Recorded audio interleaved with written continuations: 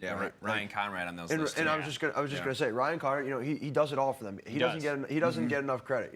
He was a big time recruit coming out of high school, and he kind of just doesn't get enough credit, I don't think. Yeah, he probably could be listed as a short stick guy in those lists as well. Interesting stuff there. Thanks, Danny. Appreciate it. Good Stick stuff. with us. We're talking Patriot League in just a moment. Loyola and Lehigh currently in action.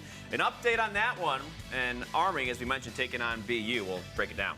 And Syracuse staying in the headlines, even though they're not playing this weekend. We'll take a look at their new look for the showdown next week against Cornell. Look at those helmets. Look at that Sweet. blue. Looking a little royal blue. Uh-huh.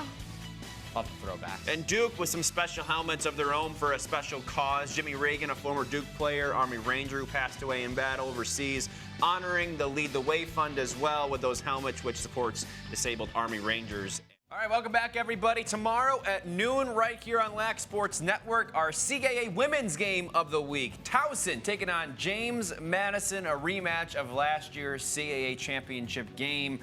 Should be a good one for sure. Looking forward to that. One of those two have won the last 11 CAA championships. 15 in the last 16. Yeah, they're both pretty good programs. How about other games on the women's side going on right now? Northwestern with a big win over Hopkins. That was a good game in the first half, but the Wildcats flexing the muscles. BC and Duke in a great one. ACC Network Extra, if you want to check that one out. Maryland and Michigan, a couple of undefeated teams going at it later on today. And in the Patriot League, Navy and Loyola battling for the top spot in the Patriot League there. Speaking of the Patriot League, ooh, man, boy. Loyola putting a beat down on Lehigh. This was supposed to be the game of the year in the Patriot League. Pat Spencer putting on a show. He's got 5 goals and 5 assists. He's accounted for 2/3 of the Greyhounds' 15 goals. As he's got 10 points. By the way, he has moved into 3rd place all-time in NCAA career assists, passing Rob Pennell today in career assists this afternoon. So Pat Spencer continuing to do Pat Spencer. Yeah, he set the tone early in this one, too, which I think says a lot about him. Yeah. I mean, in a game like this, right? Danny Seibel back in here. What do you make of Spencer today? Yeah, definitely. I mentioned earlier, right? Pat Spencer's world, we're all living in it. He started out hot, right? He was 3-3 to start the game in the first quarter, I'm pretty sure. And he set the tempo, right? And he set the tone. And I think when he leads, the rest of that team follows. And they're just, like you said earlier, flexing their muscles on Lehigh. This is supposed to be the game of the year in the Patriot League.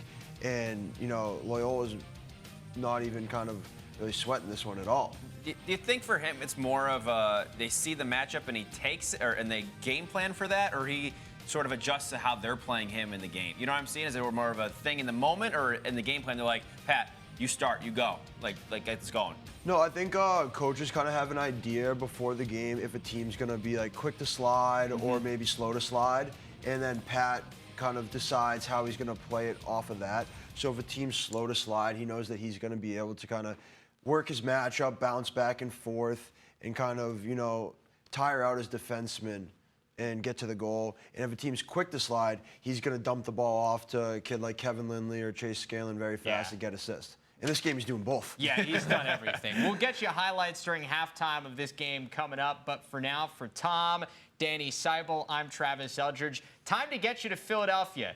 Delaware and Drexel in our CAA Game of the Week. Danny and I will see you throughout the game.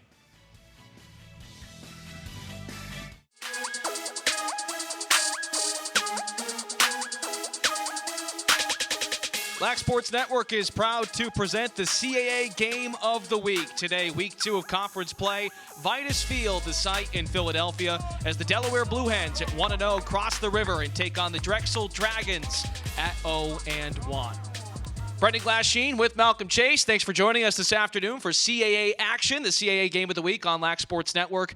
Really an interesting matchup, Malcolm, when you look at the Delaware defense against the Drexel offense, and it all starts with Matt Deluca in the cage for the Delaware Blue Hens, the 5th best goals against average in the country. He also ranks top 10 in save percentage as well as saves per game. What makes him so special?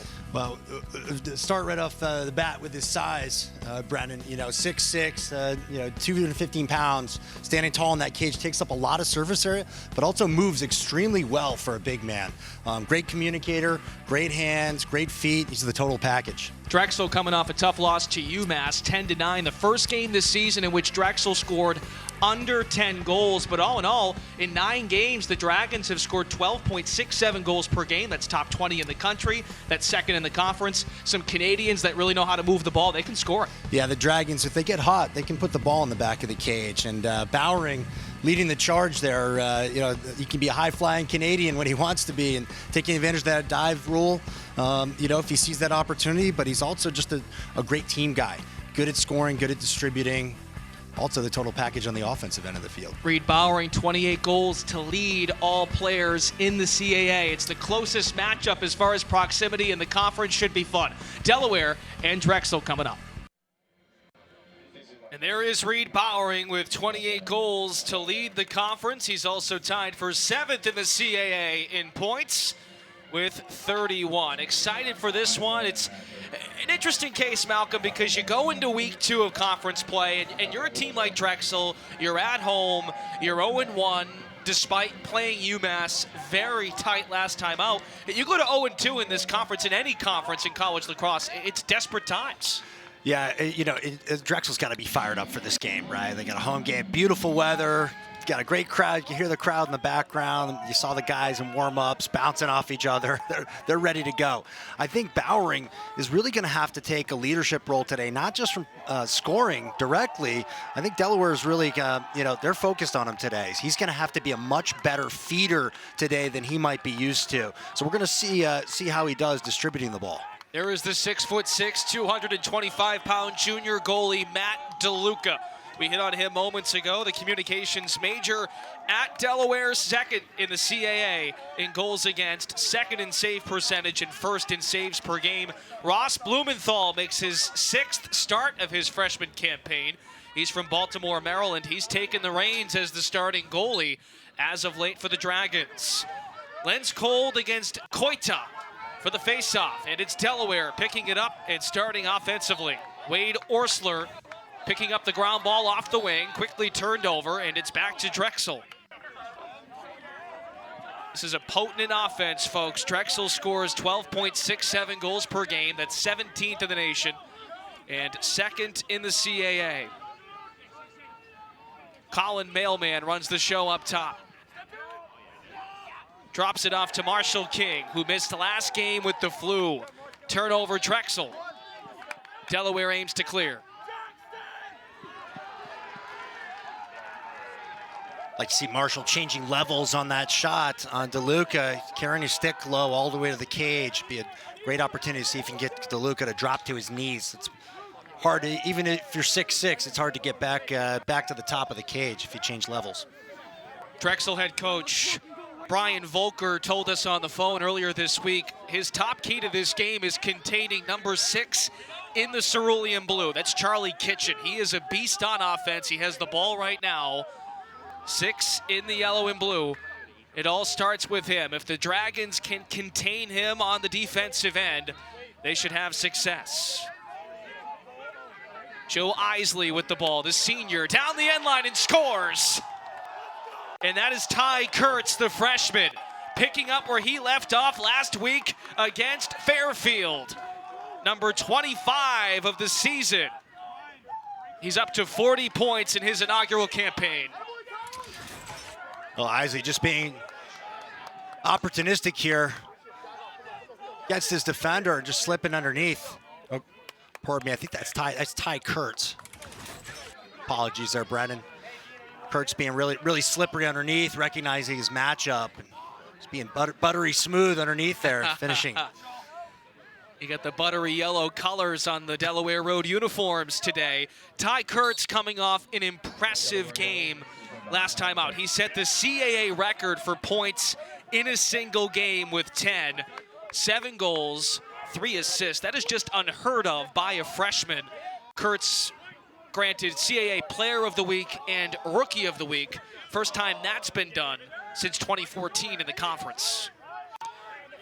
I think you're going to see more of that if Drexel's unable to give him more respect. They were really hyper-focused on Kitchen in that last play there, you know, and actually having their defender above GLE ready to slide to Kitchen early. Got to pay attention to the other guys on the Blue Hen offense. We'll see if there are more opportunities for Kurtz in this game. Like we told you, Kitchen is the focus for the Drexel defense. Dragons trying to even the score. Reed Bowering lost his stick. The trail check, nicely done by Delaware's defense from behind. That's Matt Deluca coming out of the cage to scrape the ball away. Austin Haynes, the long pole captain, helps Drexel, rather Delaware, transition. Kitchen. Underneath, he's getting harassed right now by Sean Quinn, who is just a sophomore.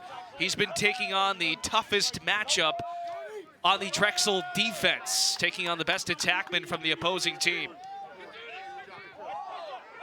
Dean DeSimone gives it up, flag comes out. Clay Miller, the freshman, has it for Delaware. 3 minutes in, 1-0 Blue Hens. Ty Kurtz, the lone goal so far, 30 on the shot clock. DeSimone surveys. Chased down by Will Stabbert, a junior captain for Drexel. Isley, tough shot. How did that one go? The senior captain from Egg Harbor Township, New Jersey, buries it. 2-0 lead for the Blue Hens on the road. Well, this is a great release off of this jump shot here, and I think he caught Blumenthal off guard a little bit. Looks like he was a little frustrated, wanted that one back. Nice high-to-high shot off that jump. Very athletic play. Job getting his stick and his hands up high away from his body and torquing his body and creating enough power to catch Blumenthal off guard. The shot clock was down to beneath 20 seconds, so it wasn't like he had to get it off, but Isley makes a heck of an individual effort. Delaware on top by 2. The Blue Hens 8-2 overall. No wins against a top 20 team this year. Shot off the face-off. Chris Friedman denied by Deluca. Little friendly fire there, the midline. A lot of bodies. Isley pulls away for just a moment. Then the ground ball swerves the other way to Haynes. Number 3 in the blue and yellow. He is a terrific player. 31 ground balls, 16 caused turnovers this season. All CAA preseason selection. Ground ball swiped by Matt Klingus, the captain for Drexel. Klingus keeping it. The pole fires, save Deluca. Zach Strasner, number 47, the pole the other way for the Blue Hens. Rips it out, and now Deluca tries to set everybody up and clear the ball. A little back and forth scrum in that last minute or so. A little bit of chaos. Like to see the long poles handling the ball. I think great job by Austin Haynes on that previous possession to not panic, you know, and just use his athleticism, make sure he's taking care of the ball. Be a crucial part of this game, or that, you know, having higher quality possessions. Haynes, a senior health science behavior major, coaching minor, set to graduate in May for Delaware. And a score in front. Nicely done by Bryce Reed, his 15th of the season. It's been all Blue Hens in these opening 5 minutes. Now 3-0 Delaware.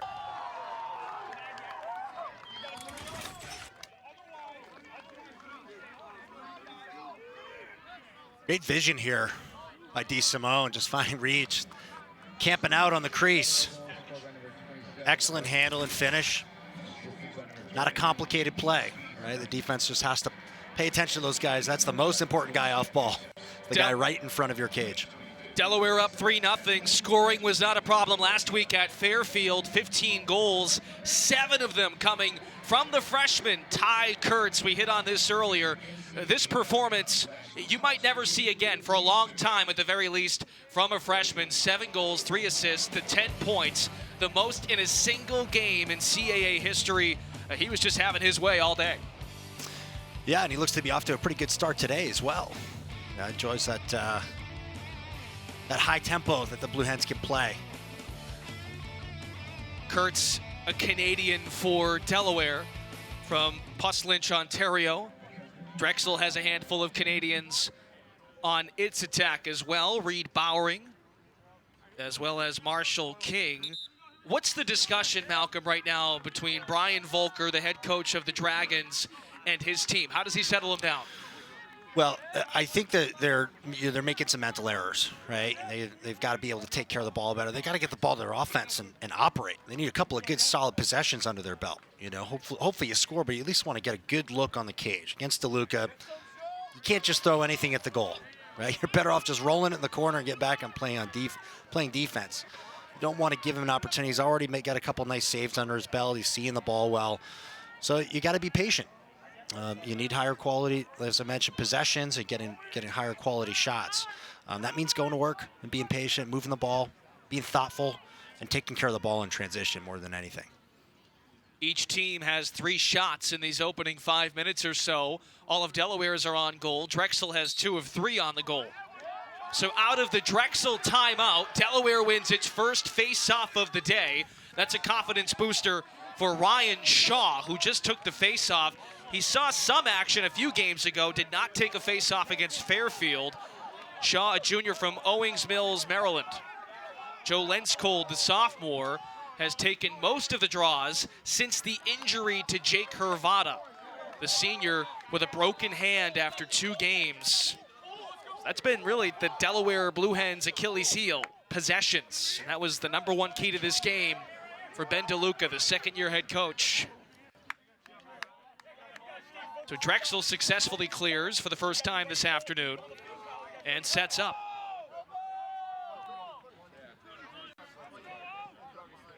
There's Ryan Genord, a sophomore from Michigan. Feeds to Bowering. Now it's the lefty Mulcahy, a freshman. Spins in traffic. Bowering wide open and scores. Paints the upper corner. Drexel on the board.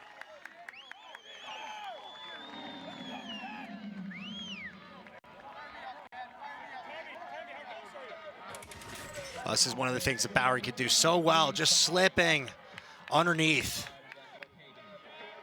Catching and firing right away before Deluca can even really get his feet set. It's a great little slip pick underneath, very Canadian of him. He's from Coquitlam, British Columbia, up to 29 goals. Not only leads the team, but leads the conference. You saw number 81 in yellow and blue, Owen Grant, who was a freshman on closed defense for Delaware. He sort of cheated up in that double team. Nice play by Mulcahy, the freshman, to have the awareness to flip it over to Bowering. 10 times out of 10, I'm staying with Bowering on that play. I'm worried more about him setting his feet and taking a great shot or getting a layup and being able to operate underneath. You know, with Matt Deluca in the cage, I would always take that outside shot first. We talked with Brian Volker on the phone earlier this week, and he admitted to us going into the season, we knew offensively we'd have to lean on Reed Bowering, Matt Varian, as well as Marshall King. And you sort of process that information and you wonder, well, that's a tall task for just 3 guys to carry your offense, and so far so good. All but 1 game, the last game against UMass, Drexel has scored at least 10 goals, and they're on the board again. Ryan Genord, the sophomore, blazing by Deluca, fires over his shoulder. Drexel down just 1. Well, the Dragons have found a kind of a weak spot in Deluca's game, right? Just hitting that off-stick high corner, right? Just catching him by surprise. Difficult for any goalie to respond to that kind of range. But that's great shot placement and vision by Genord. So just being really opportunistic and taking the reins and saying, all right, it's my time to go. What suggestion would you make to Matt Deluca to make the adjustment? Oh, I think he's gonna get into his guys' ear and say, just play better one-on-one defense. just flat out. I know they work on that a lot. He's gonna expect more of that, and certainly the communication, the previous goal with the little 2-man game. Just doing the little things right. He emphasized that to us in previous calls, you know, how important that is, the fundamentals to their game. Jimmy Koita drops just his second face-off of the day, so Delaware has now won 2 of 6, and that was due to an infraction. 8 minutes to go in the opening quarter. Delaware by 1. Blue Hens scored the first 3. Drexel's responded with the last 2. Blue Hens are 1-0 in the conference, a win over Fairfield. Last time out as Kurtz is stopped by the freshman Blumenthal. Drexel is 0-1, coming off that tough loss to number 16 UMass. That ball actually nicked the post, and it was backed up by Delaware. Here's Kyle Kavinsky, the freshman, number 4. Shoots, plopped out. It's now loose in front and picked up by Drexel. Dragons push the ball upfield. Feet on the doorstep, Bowering, diving. BTB feed, trickles beyond the end line. Possession to Delaware. Yeah, Bowering had a great opportunity there. I think somebody got a piece of him, piece of his stick on the way through and kind of jarred the ball loose. Delaware 4 for 5, clearing the ball, a solid percentage coming into this game, 87% on the season.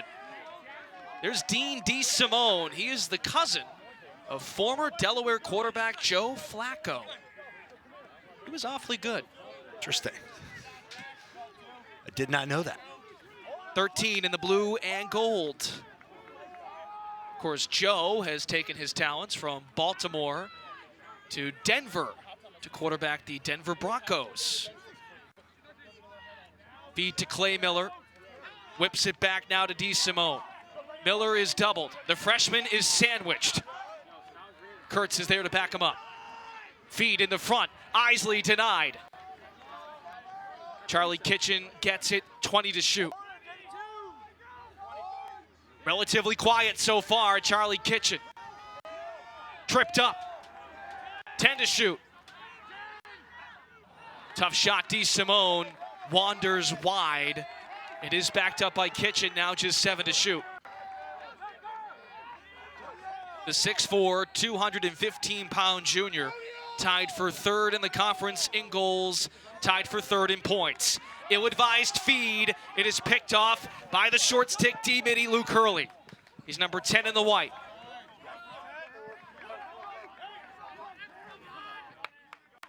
Drexel has started to figure out this Delaware offense after getting off to a slow start, down 3-0 in the opening 5 minutes. Well, as you mentioned, guys like Bowering who can put the team on their shoulders on certain plays, gave them that little bit of confidence and got the momentum rolling. Bowering, the lefty. It was poked out by Grant. He had some assistance by Alex Bruner, the senior from Syracuse. Both ways, the defensive intensity is really picking up. You could call this a rivalry of sorts. These two campuses, Drexel and Delaware, separated by just 40 miles. Delaware crossed the river to Philadelphia to take on the Dragons. As you see, they're 73rd all-time, meaning last year Delaware really took it to Drexel. A big win, 17-8 in the regular season finale in 2018, and then prior to that, Drexel had won 6 in a row. DeSimone receives a pick. Very tight-knit feed into Bryce Reed, who has a goal so far. Kitchen is scoreless. Kitchen, tough shot, buries it. Flags come in after the finish. Boom. He hit his target. 26th of the year for Charlie Kitchen. Gotta love the celly. Oh, yeah. I love this play from start to finish. Just phenomenal body control. You know, taking a whack on the helmet. A lot of attackmen are energized by that, knowing they're going to draw a flag. And then he endures that hard check across the gloves and is still able to have the wherewithal to tuck it over the goalie's head. Look at this streak. The junior from Marlton, New Jersey, 28 straight games scoring a goal for Charlie Kitchen. That is the 3rd longest active streak in the country. And for even more perspective, folks, he has scored now in 39 of 40 college games he's played in. Stupid numbers. Delaware at it again, this time in transition. It's Kitchen. Poked out momentarily. Drexel causes a turnover. Looked as though he's about to add to those numbers. No kidding. Now the Dragons try to clear the ball. Down 2 after scoring 2 in a row. Delaware scored the opening 3 goals of this one. And as you see, folks, Delaware on the man up this year, 34.5%. 10 for 29, went 1 for 1 last game against Fairfield. Drexel's man down is first in the CAA. 76%. Now we have a delayed penalty upcoming.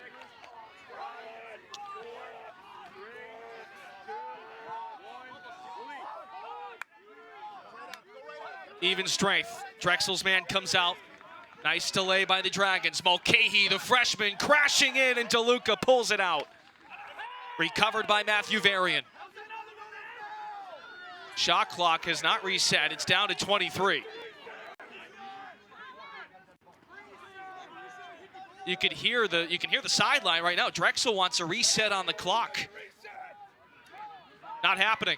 Tough shot. Varian falling away. It's wide. Deluca, no question, made a save, and the clock did not reset.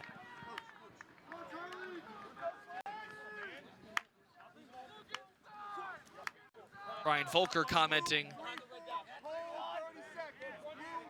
to hold on Ryan Shaw of Delaware.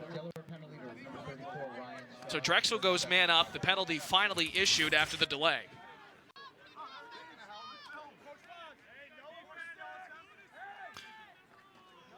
Good job by Millman, just maintaining possession. Now the shot clock Going resets. big, going big with that swim move. Drexel's man up this season, tied for first in the CAA, 11th in the country, 42%. And Delaware has been pretty good on the man down, second in the conference at 71%. Toss to the end line. Bowering back up top. Limited time left, 5 seconds in the man up. Clock stops, Bowering backs it up. The shot clock is nearing 50 seconds. Full strength on both sides. Some quick feeds, Varian, crisscrossing, save Deluca. Kevin McCormick is drilled to the floor. The freshman from Farmingdale, New York, same hometown as the goalie, Deluca. So after the trail check, we have even strength both sides as we approach 2 minutes to go in this opening quarter. Here's the hit. Great save. And the save by Deluca. Great physical play both ways. Delaware is 1-0 in the conference, 8-2 overall. Drexel 0-1, 4-5 overall. It's a huge swing game, game 2 of conference play. Well, we've seen a number of plays, and certainly plays like that where, you know, grit is going to be a factor. Right. DeSimone to Miller. Coach Volker, in our conversation earlier this week, you know, mentioned about after that previous match with UMass, which is always a gritty team, you know, how they would need to be carry over some of that physical attitude and tenacity to this game. Isley soars one over the crossbar. Another jump shot attempt by the senior captain. It was backed up by Delaware. Minute 20 to go in the opening quarter. Blue Hens on top by 2. DeSimone, pass broken up by Sean Quinn.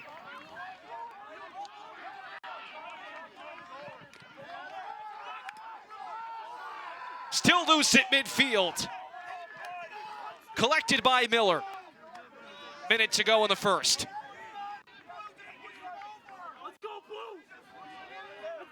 Nice job by the Delaware defense to keep the ball on their side of the field.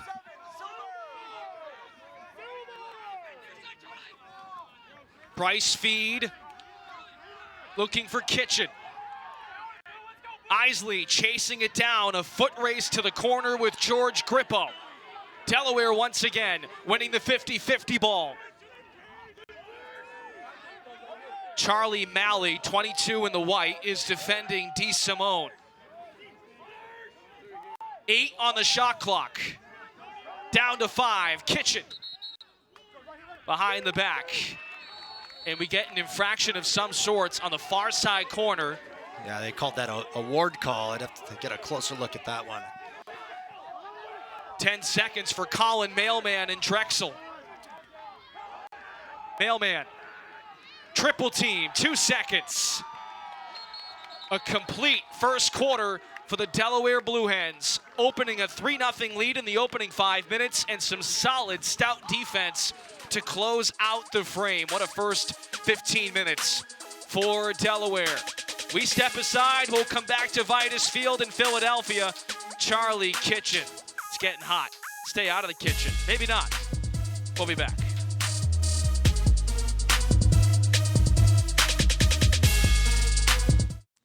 Thanks, guys. Welcome back here inside the LSN Broadcast Center for this first quarter update. I'm Travis Eldridge. Inside Lacrosse revealed its midseason All-American list this week. Several of those players key for a lot of teams in big games today. Headlined, of course, by none other than Pat Spencer. The senior attackman leads the nation in points per game, 7.33. He's got 66 points in 9 games entering today, 29 goals, 37 assists. Here's the best stat line. He's the only player in the nation to rank top 10 nationally in points, goals, and assists.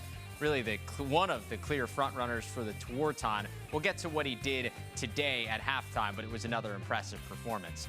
Zack Goodrich, a guy who was on the preseason first-team All-American list, also on the midseason list. It's his second straight season where Goodrich has been named to the midseason list. He's caused 9 turnovers with 21 ground balls, also added 3 goals and 2 assists of his own.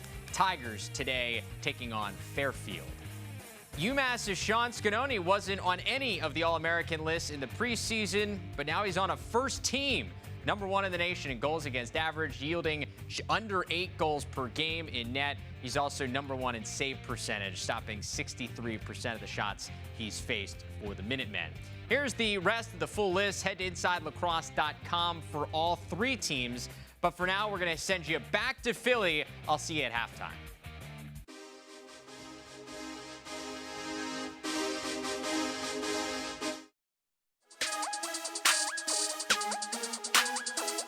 We're at Vitus Field, second quarter. Delaware on top of Drexel, 4-2.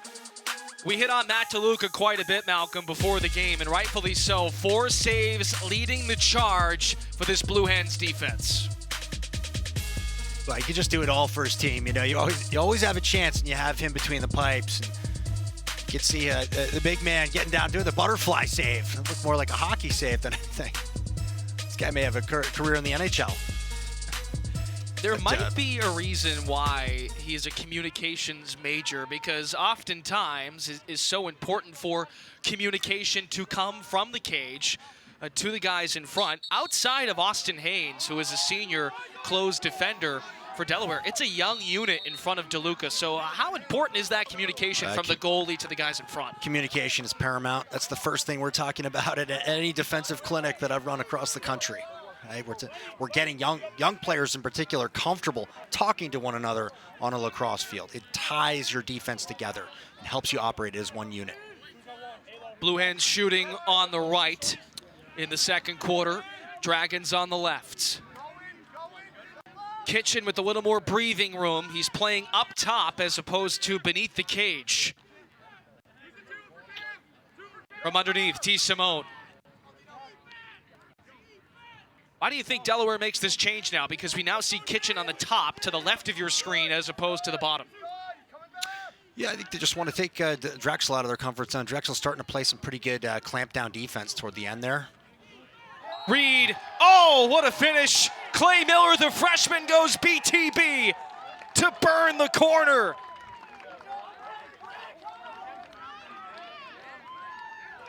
Well, they certainly made Drexel uncomfortable there. The freshman with a beautiful finish. That's it, yeah.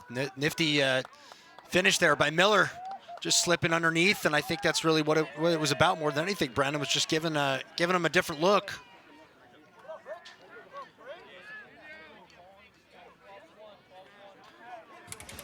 Go the Sally from the little guy there, too. 5'10", 160 pounds, his first year with the Blue Hens of Delaware. Clay Miller, former Mid-Pennsylvania Player of the Year in high school. He played in the Philly Showcase All-Star game as a senior. Hails from Mechanicsburg, PA. Blue Hens have scored 5 of the 7 goals. Delaware opened up a 3-0 lead in the first 5 minutes of the contest. Then Drexel responded with 2 straight. And since, Delaware has scored 2 more consecutively. And Bryce Reed with the beautiful feed right on the money. And for as much as we've talked about Delaware defensively, that's been the collective story over 10 games, no question about it. But back-to-back road wins at Michigan, at Fairfield, scoring 16 and 15 goals respectively. If they get the play in cage that Deluca is capable of and they can score, that number, 12, 15 goals, dangerous team here at the CAA. They sure are, and perhaps beyond. That's important. You got to have your team firing on all cylinders. Colin Mailman delivering. First of the game and 13th of the season. He didn't score any last time out at UMass.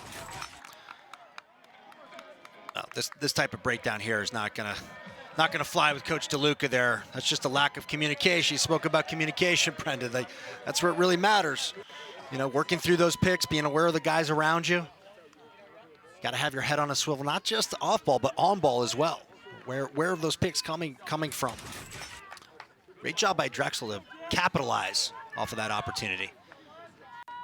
Stops the bleeding a bit too. It felt like Delaware was really imposing its will on the road for a 3rd straight game. Again, beating Michigan, beating Fairfield, and now on the road at Drexel. Nicely done by the long pole, Jack Farrell, 6-footer from Havertown, Pennsylvania. Rips the ball away off the wing. Drexel clears. So far, Jimmy Koita has won 6 of 11 faceoffs. Now Drexel sets up. Again, a top 20 scoring offense, averaging under 13 goals a game. Nick Fox to Matt Varian. Mulcahy, the freshman, dumps it to Marshall King, who is now playing beneath the cage. Again, King missed the UMass game due to illness. He is the younger brother of Jesse King, who plays for the Calgary Roughnecks in the National Lacrosse League. King with a rip and a save to Deluca. That's number 5.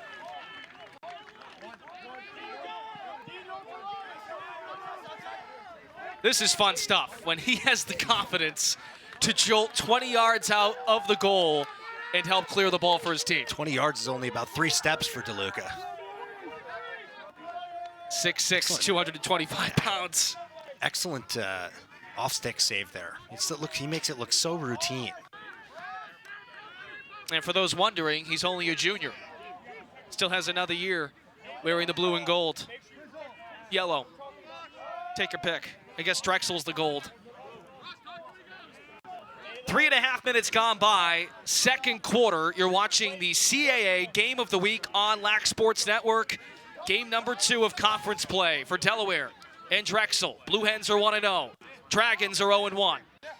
Nice shot from outside. Bryce Reed with the blast from distance. And Delaware doubles Drexel 6-3. Well, Reed's feeling it right now. This is almost too easy. I think he's even surprised by the time and room he gets off of this play. Just making a nifty cut off of the top. Drexel had some matchup issues there. Reed's just too good of a shooter to not score from that position.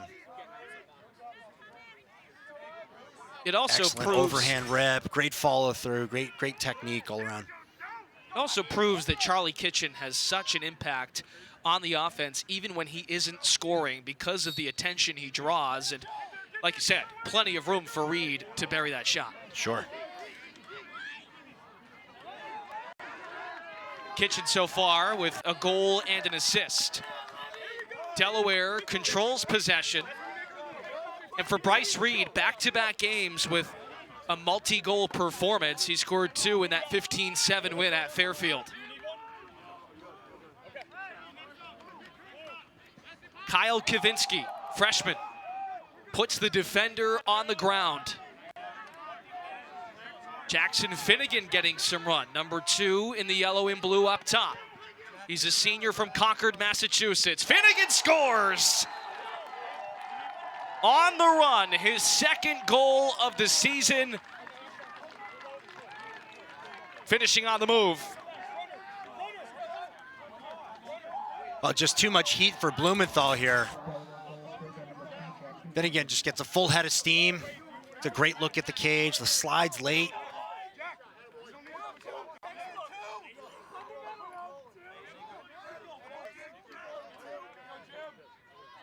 Excellent pace on the ball. Just it's too tight to the cage for most goalies to even react, right?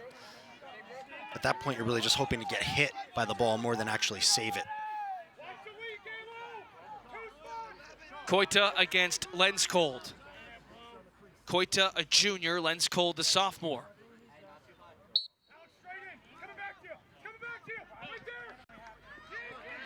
Koita wins this one. Each team with 6 face-off wins apiece. Much needed win there for Drexel. Try to stop the bleeding here. And so far, they've really prevented a meaningful run. Delaware had that 3-0 run in the beginning there. You know, we thought maybe they could run away with it in the first quarter. And Drexel had the answer. They need a nice possession, a nice shot on goal. Yeah, since Drexel whittled the deficit to 1 when it was 3-2, Delaware has scored 4 of the game's last 5 goals. Varian, tight window, on the run. King, twister shot, is missiled wide. It's backed up by Varian, the junior, who is top 10 in the CAA in assists and scoring. Preseason CAA selection. Great handle by King in there. Feeds Varian, who had to leap up and try to reel that ball in. Let's go for the alley-oop pass there.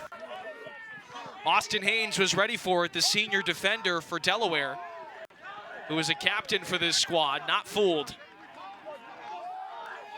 And with a 4-goal lead, the largest of the game for the Blue Hens, they'll settle down and look for a high percentage look. Kitchen has dropped underneath the end line. Kavinsky to Finnegan, who scored a moment ago. Enrolled in the MBA program at Delaware, studying finance. Picked off by Sean Quinn, the sophomore from Summit, New Jersey. Having an excellent sophomore campaign. No sophomore slump for him. 28 ground balls and a team best 20 caused turnovers. Isley steals it, and the shot is just a tick wide. Blumenthal almost caught off guard there. They dodged a bullet there. You got to take better care of the ball here. Long pole should not, we're in a 10-man. Long pole should not be dodging their man one-on-one. Right. Matt Klingus, a senior, knows better for Drexel. Keep that stick on the defensive side of your body. Right. Just tell my defender, roll away is your best friend, right? And just keep moving backwards as long as you keep that stick back away from an attackman. Dragons haven't scored in 5 minutes of gameplay. Nick Fox getting pushed around by Jason Sider, 23 in blue and yellow. Feed upstairs, shot off the post. Nice look for Genord, who scored back in the first. Scrum for the ground ball. Love to see the offensive guys get in there like Isley and Kitchen for Delaware. Now it's Bowering who flips it out. Nick Fox has little room to breathe. We're midway through the second quarter. Delaware leads by 4. Great back check by the Blue Hens there, preventing that transition opportunity for Fox. Of Drexel's 6 turnovers, 4 have been caused by the Blue Hens defense. And there is Austin Haynes, who leads that unit. Senior from Morristown, New Jersey. 8th in the conference in ground balls. Team leader in caused turnovers with 16. Too early for the Dragons to push the panic button here, right? Managed to get that ball back after that big fight up at the midline. value the ball a little bit more in the situation. They need good looks.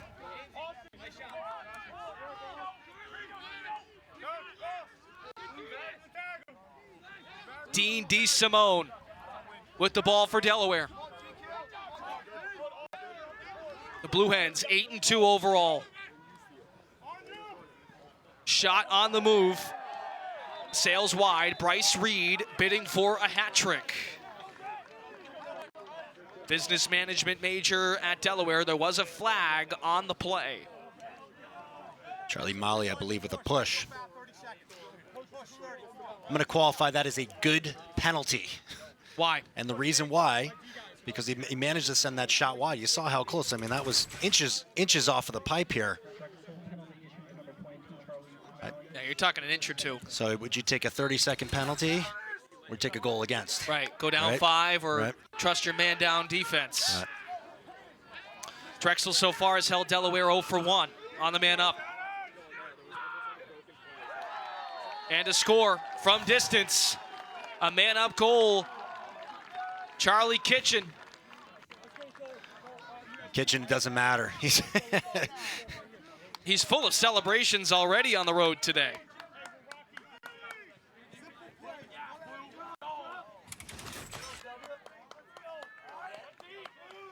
I don't know where the rotation's just laid up to Kitchen. That's just the guy you got to get to, right?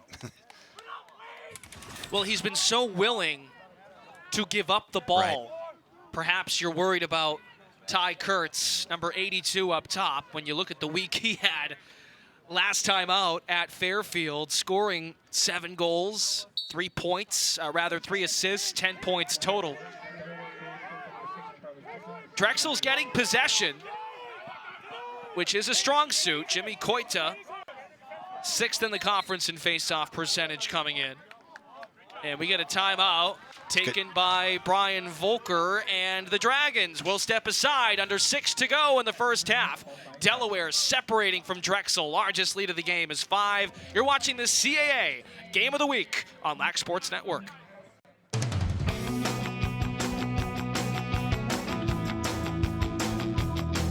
What's going on, everybody? Travis Eldridge back here inside the studio. Time for this week's Player of the Year watch. This week, we've got our eyes on Kieran Mullins from Rutgers. The junior from Long Island scored 4 goals, added 4 assists in a huge win over previously unbeaten and 4th-ranked Ohio State last weekend. The 8 points helped the Scarlet Knights open up Big Ten play with a statement win, and was Mullins' 2nd highest point total this season, putting up 9 points against St. John's, 8+ points for the 2nd time this season. Overall, Mullins ranks 4th in the country, averaging nearly 6 points per game, and he's really found his groove at the right time. In the Scarlet Knights' last 3, Mullins has put up 20 points, including 7 against Syracuse. Be sure to check back next week as we continue to track the Player of the Year race all season long here on Lac Sports Network. We'll see you next time.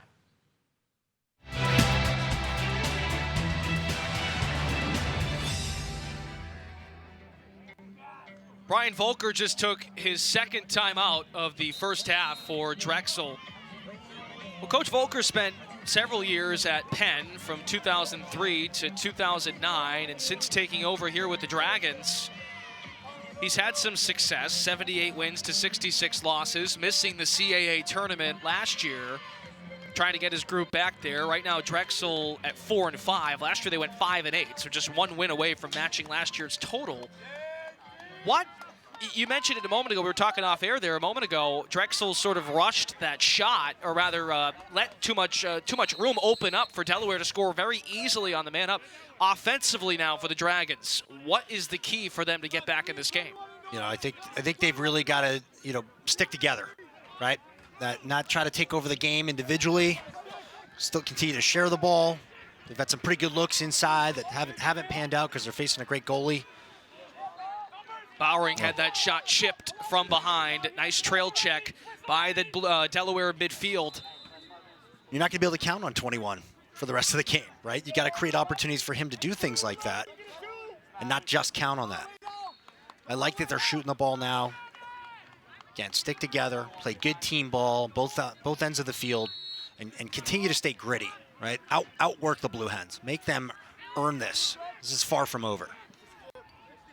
Skip feed, shot Marshall King. It trickles off to the left of Deluca, backed up by the freshman defender from Newmarket, Ontario, Owen Grant, who made his 3rd start of the season in 4 games played. He was the 7th overall pick 3 years ago by the Toronto Beaches. And that is a squad part of the Ontario Junior A Lacrosse League. He was the Beaches Rookie of the Year in 2017, so another talented Canadian in this game. We talk so much about the Canadian presence on the attack for Drexel. Delaware has its fair share of midfielders and defensemen that come from north of the border. Charlie Kitchen operating beneath the cage. He's got 2 goals today, 1 on the man up. So he's now up to 27 goals. He's got the 3rd longest active streak in the country as far as goal streak. Isley nicks the post. That was a missile and a nice find by Kitchen. Ground ball corralled by Bowering. Hits King in front. Down on the doorstep. Varian is checked. There's a flag down on DeSimone. Delaware is going to go a man down. Right there, DeSimone with the hit on Matthew Varian.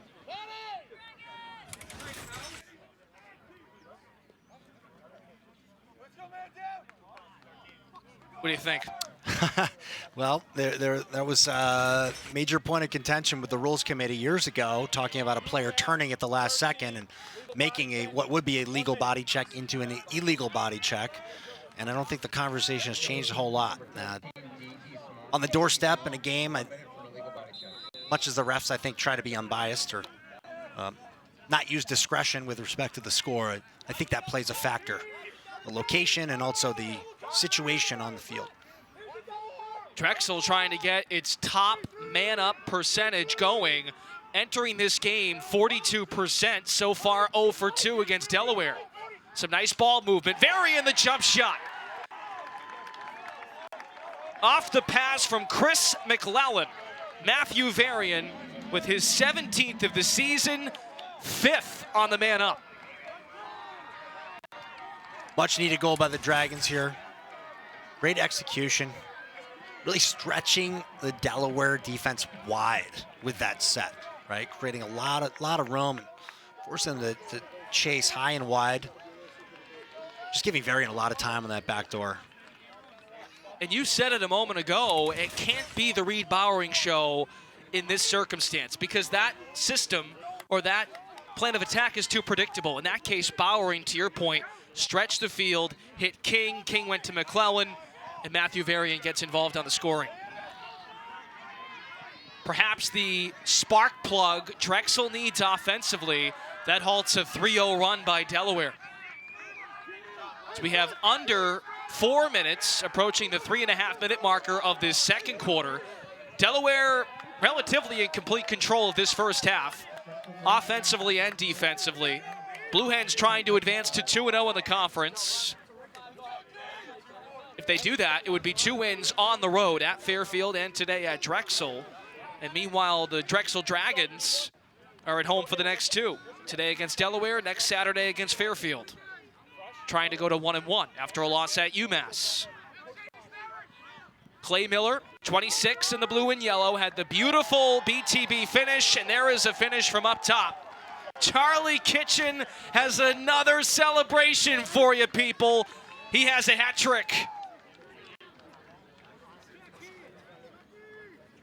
I was just going to mention how it was, I thought Quinn was doing a nice job, and Quinn has to slip off of Kitchen here to be a part of the slide package. And Kitchen just very craftily floats all the way up to the top side of the defense. We've seen him score from there already today. Oh, that is tough for the freshman of Drexel, Charlie Malley. He just had to soak in that celly from Charlie Kitchen. He's running out of celebrations. Charlie Kitchen now has 5 hat tricks on the season. Last year, in 14 games, he had 5 hat tricks. Delaware still has 3 games to go after today. So you put that in perspective. Impressive you wonder, how does he improve, or how does he match his dominance from last year? Kitchen scored 37 goals to lead the conference. With this performance so far today, he's up to 28. On pace to beat that. Varian scores again. Back-to-back G's for the junior from Island Park, New York on the Drexel side. And once again, the deficit is 4 for the Dragons of Drexel. Well, Varian once again kind of peeling up from that right-hand side. Before we saw a little jump shot. This time he just gives Deluca just a little pump fake, and he's bringing it back to that near side. Actually Deluca's side, but he's getting him just to come off of that pipe. Deluca bought the off-stick low shot, which opened up that near side for Varian. Great shot selection, both of the previous plays. Impressive stat, at least 2 points in every game this season. Varian also entered this contest third on the team in ground balls with 22. An attackman that helps out in the midfield and also off the ball. Jimmy Coita has found some momentum at the face-off dot. We have a flag. Drexel might go man up for the 4th time. Coita trying to score due to that delayed penalty. Why not give it a shot? I appreciate the effort on the attempted dive. There's a butt coming here. But great job drawing the flag and not freaking out. Delaware's in a locked off situation there. They think Coita's a liability. And Coita did a nice job maintaining his composure, drawing that flag. Why not go for it? Those face-off guys, those sticks though, they're so mangled. It's tough to execute plays like that require a lot of precision. 4th time today, Drexel heads to the man up. 1 for 3 in the game. The penalty against the opposing face-off man of Coita. And a score in front. Easily done on the doorstep by Reed Bowering. 2nd tally of the contest for the junior from Coquitlam, British Columbia, and Drexel is within 3. The man up is really capitalizing today, and I think again that kind of speaks to the patience that I'm recommending for the Dragons to continue to chip away in this game. Just staying patient. Again, getting to dangerous positions on the field, drawing flags.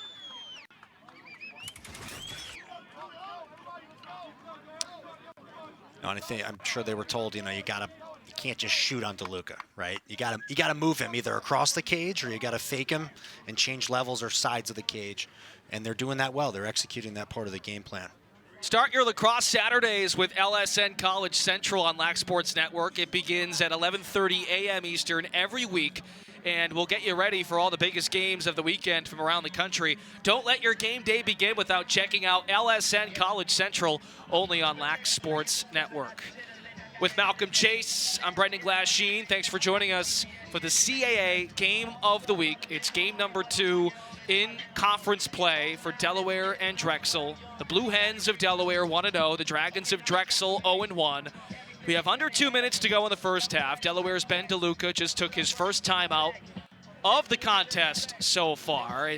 This vibe right now we're starting to see very similar to the beginning of the game. Delaware went on a 3-0 run. Drexel responds thanks to a penalty with 2 straight. Dragons are now 2 for 4 on the man up. If it's Delaware now, a road team here again, how do the Blue Hens settle down and finish the half strong? I think it always boils down to the little things, right? You're not trying to make it all up in one play. Delaware still decent lead, right? Sure. Despite a couple of breakdowns. They can't take silly penalties, right? We established there are good penalties and bad penalties. Try to eliminate all of them if you can. But also, give the big man some help, right? He shouldn't be facing these shots on the doorstep where guys are pump faking him once or twice.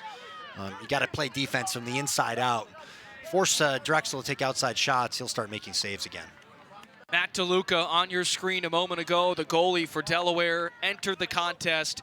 Top 10 in the country in goals against average, 5th. 3rd in the country in save percentage. 8th in the country in saves per game, just under 14 per. This Delaware defense altogether as a unit, 8.6 goals allowed per game. That's 5th most in the nation. And we have an infraction after the face-off. We'll hear from our crew.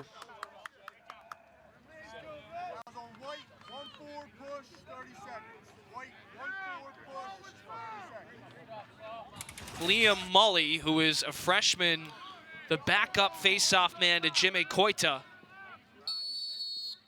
called for that trail check. Yeah, he drills. Get that hand on his back. That's an easy one. Drills Jason Sider, a fellow freshman, to the ground. Delaware on the man up for the 2nd time today. Charlie Kitchen has scored a man-up goal in this one. Only 9 seconds remain in the chance. Nice feed by George Ward. Whips it around to Isley. Kurtz, skip feed in front. Deflection there. I saw Kitchen slipping off the backside there on that play. That sneak wasn't there. There was one more to Kitchen. They always got to be aware of him. Delaware takes a timeout with 1:11 to work with in the first half. 42 seconds on the shot clock. Yeah, it's a good timeout here. Chance for Coach Deluca to have them run a set play, primary and secondary look, and then also to give them a contingency for the end of the game, right? With 42 seconds on and not a guaranteed reset, they got to be prepared for what happens. Drexel's obviously going to try and put one more on the board if they get a possession, right? They're going to the hoop. So Delaware needs to make sure they get back in, get settled in, matched up, and don't give up any gimme goals. Don't go away when this first half concludes. We have the Lacrosse Now halftime show. Highlights of the 15 goals we've seen so far. Even the 8 saves, 5 by Matt Deluca. And we'll get a check of out-of-town scores, particularly in the CAA. Right now, Towson is well in front of Fairfield. Right now, the talk of the conference, who is the team to beat, Towson or UMass, the reigning champ? And speaking of UMass, taking on Hofstra. Just a 1-goal game at the end of the first quarter. Earlier today, an 11 a.m. Eastern start. Pat Spencer and Loyola just completely pulverizing number 14 Lehigh. We had the game on before we got in the booth here, set for this one. I mean, geez, that Loyola team, they're awfully good, no question. And of course, plenty of action going on around the day. Notre Dame and Duke head-to-head. So out of the timeout by Ben Deluca. Delaware is ahead by 3. Blue Hens are 1-0 in the league. Drexel is 0-1. And Delaware on the road for a 4th straight game, trying to come out of this road trip, if you will. This trip to Drexel was only 40 miles across the river. Aiming to come out 3-1. Less than a minute to go. Even strength on both sides. Isley, who got the scoring started for Delaware. Isley, shot, score. Bottom corner for the senior. And number 2 of the game, Joe Isley, puts Delaware up 10-6. Making it look easy, Malcolm. Delaware's got some sharpshooters. Isley's no exception. Great poise. Absorbing a chunk out of his defender at the top. And then just putting on the boosters underneath. Bringing that stick back across his body and having the great vision all the way through. He's not too worried about the slide, and I think that's where Drexel might have to exert a little bit more of that physical play on that initial slide. Get the ball out of their sticks. These guys are a little bit too comfortable shooting the ball that close to the cage. Koita wins the face-off. He's now 10 of 18. Mulcahy, the freshman, 5 in white. Marshall King wasn't expecting the pass. Drexel can hold for the final shot of this second quarter. Bowering backing down the freshman Owen Grant. Some breathing room. Shot. Deluca may have gotten a piece. Either way, it's backed up by Varian. 9 seconds on the game clock. Mulcahy diving. Flag is in. Deluca scooped it up with 2.1 on the clock.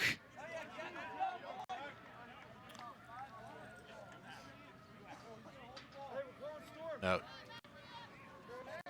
Today's officials in this one, Michael Hidfee, Jeffrey Holman, Christopher DeFelice, and we get note of a penalty.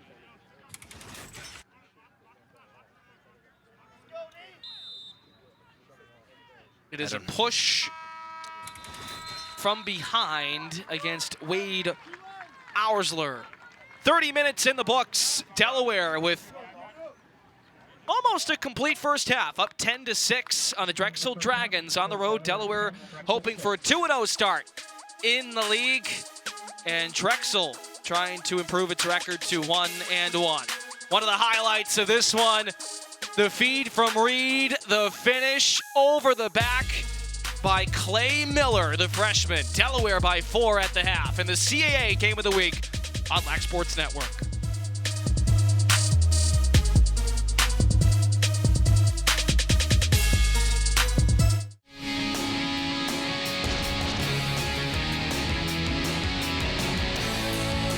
Bryce Reed, who has a goal so far. Kitchen is scoreless. Kitchen, tough shot, buries it. Flags come in after the finish. Boom. Just call him Shooter. Charlie Kitchen helping Delaware hold on to a first half lead down in Philadelphia in our CAA Game of the Week. Welcome back here into the LSN Broadcast Center. Travis Eldridge, joined by the former Villanova standout Danny Seibel for this halftime report. We saw Drexel make a run, but Blue Hens were impressive in this first half. Yeah, definitely. They're so sound defensively. They're such a well-coached team. They're holding off Drexel. You know, they made a little bit of a push, but I think they need to come out in the third quarter and really put them away. Rate that, Selly? On the Kitchen, yeah. Yeah. I'll give it a 6. I'll give it a 6.3. 6.3. We're going to be exact. Yeah. So not bad, but there's still work to do, Mr. Kitchen. Let's show the people the first half highlights in case they haven't seen them. Early on, Delaware getting off to a terrific start in this one as Drexel looking to avoid going 0-2 in CAA play. But Joe Isley with the second goal of the afternoon for the Blue Hens makes it 2-0. They would go on to take a 3-0 lead here. Bryce Reed, nice finish in front around the crease. Blue Hens off and running, but the dynamic trio of guys for Drexel's offense had answers. Reed Bowering, one of 2 in a row. Drexel would come back to make it a 3-2 game, but here's Mr. Kitchen again. Charlie diving right into your living room. We got to get another look at the Selly. Shooter.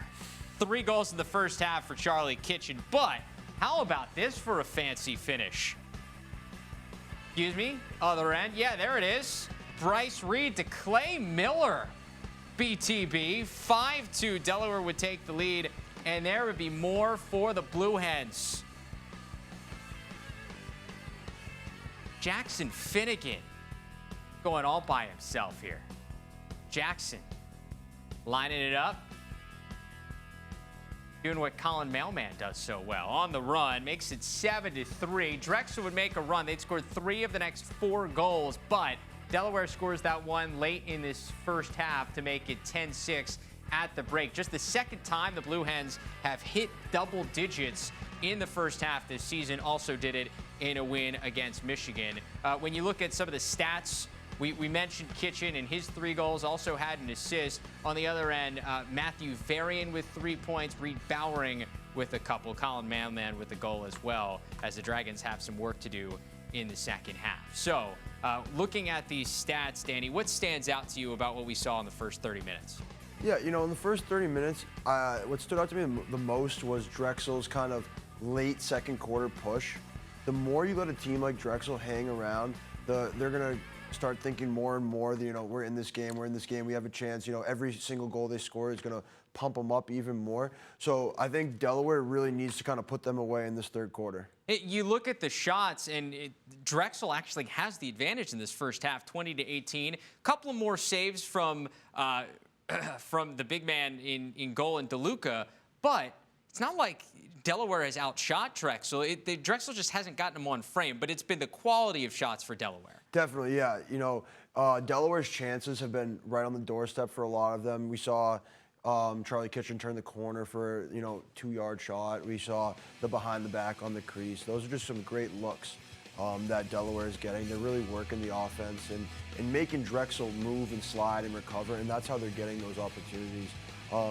Drexel, they're kind of forcing little shots from outside. Deluca's a great goalie in the cage for Delaware, and anything outside of 13 yards, he's going to gobble up. Yeah, when you look at the different pieces that get it done for Delaware, you have Kitchen. We saw Ty Kurtz score the first goal of the game. He's been kind of quiet since. It seems like this year they've got more offensive weapons than they've had in years past. Yeah, I mean, they're also older. They've had so much experience now. Like Charlie Kitchen is now a veteran, right? Earlier on in his career, he was a piece to the puzzle, and now he's the guy. Yeah. And he's got a great supporting cast, I think, too. Dean DeSimone's a fifth-year there, midfielder. He knows what it takes to win games, and I think that's what we've been seeing out of Delaware today and just this whole season. With Drexel at the face-off X, Jimmy Coita has the edge in this first half. That'll be important for them as they try to get back in this thing. The possession battle, always important. What do the Dragons need to do here in the second half to be able to neutralize what Delaware has gotten offensively, but also make a run? Yeah, so they have the majority of the face-off wins. They need to keep winning face-offs. And, offensively, they need to just, take it one at a time, right? They're down by 4 goals. You're not going to score 4 goals on one shot. One at a time, chip away at it. You're not going to get it all back right away. There's a lot of time left in the game. And, one at a time, each possession, play a little make it, take it at the face-off X. This kind of is on point and on theme for this Drexel team. We've seen them go on runs this year, both good and bad. The good, that come from behind win in the fourth quarter against Michigan. The bad, that game against High Point earlier this year. We will see here later on in the second half if they can make a run, make things interesting. Got to try to avoid not going 0-2 in conference play. That's super tough. Why don't we check in on some of the other action going around the country? Sounds good. Elsewhere in the CAA, UMass up 6-4 on Hofstra. Hofstra's been hanging around. It's a dangerous Pride team. Yeah, I mean, the CAA as a whole is so competitive. Anybody can beat anyone on any given day. I love the UMass team this year, but like you said, Hofstra's dangerous. They got some shooters. They got people that can put the ball in the net, and like Ryan Tierney. Yeah. So, you got to watch out for them. There's no easy game in the CAA. Elsewhere, Towson, coming off the 1-goal win against Hofstra, had to come from behind in that one. They've got a 7-4 lead in the third quarter at Fairfield, looking to get to 2-0 in CAA play. Let's roll the highlights. 11 a.m. start for maybe the biggest game of the Patriot League regular season. Number 15 Lehigh, number 2 Loyola. But, Danny, this was all about Pat Spencer. Oh, yeah. Pat Spencer show. Yeah, he gets the scoring started here, backs down his man, makes it 1-0. It's now 5-0. How about more from Spencer? Runs over his man, finds the far post. 6-zip. Pat Spencer continuing to show off the magic. How about here? Like, come on. Swim move, shoot from distance. That was his 4th point of the day. That point, it's 7-0. There's more here. Spencer. I mean, come on.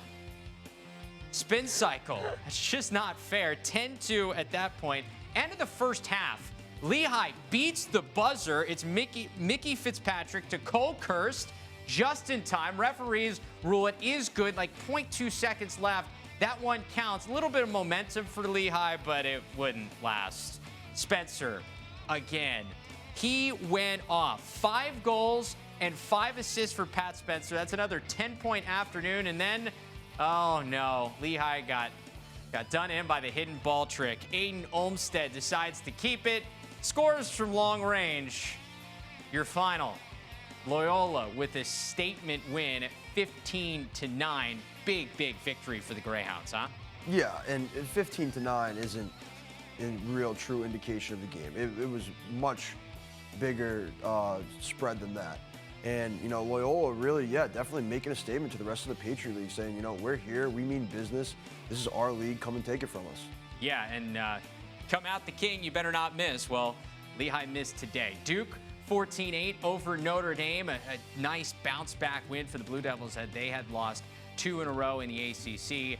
Elsewhere in that conference, North Carolina, how about the Heels? 6-4 over Virginia, and Michigan, Maryland coming up later on today. As for now, we're going to send you back down to Philadelphia. Second half action between Delaware and Drexel. We'll see you after the third. I am a CAA student athlete. I respect myself. Through respecting myself, I respect my opponent. Through respecting my opponent, I respect the game. Through respecting the game, I respect the officials. Through respecting the officials, I respect the outcome. My example, in victory or defeat, nurtures respect in others. Will you follow my lead?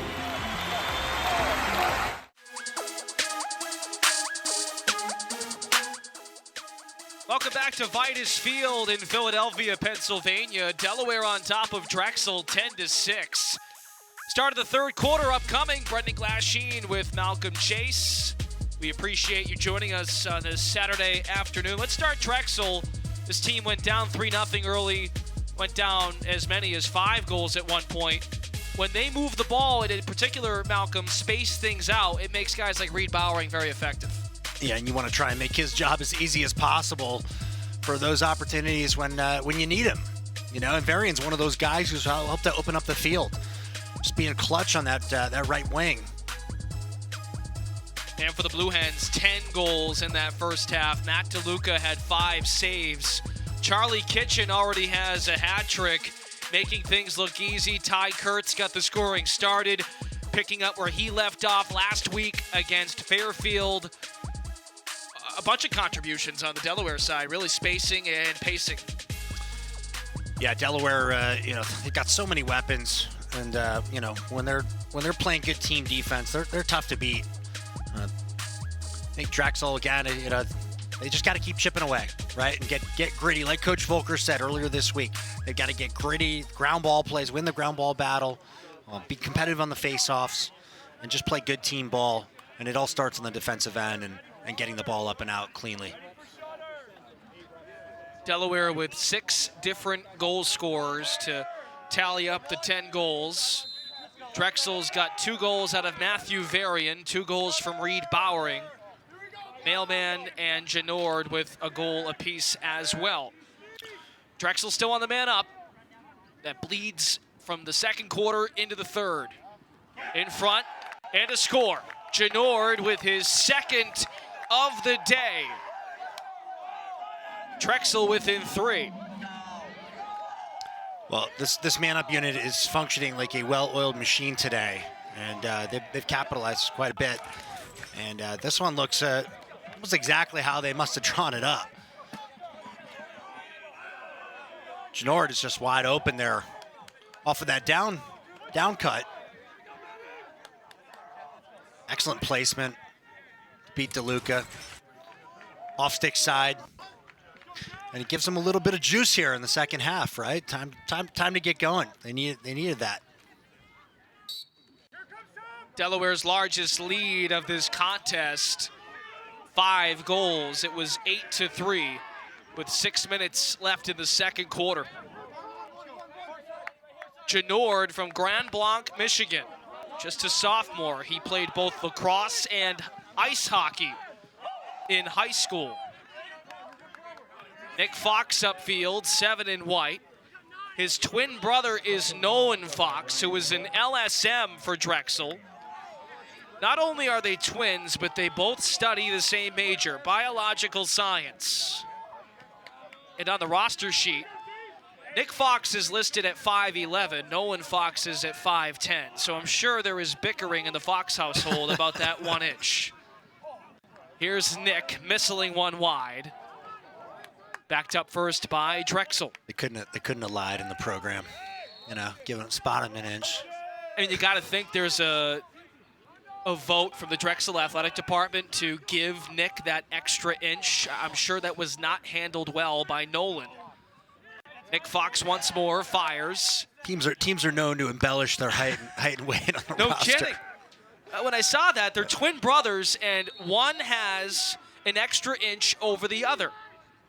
Nick is 5'11", Nolan is 5'10". I couldn't believe that, how they allowed that.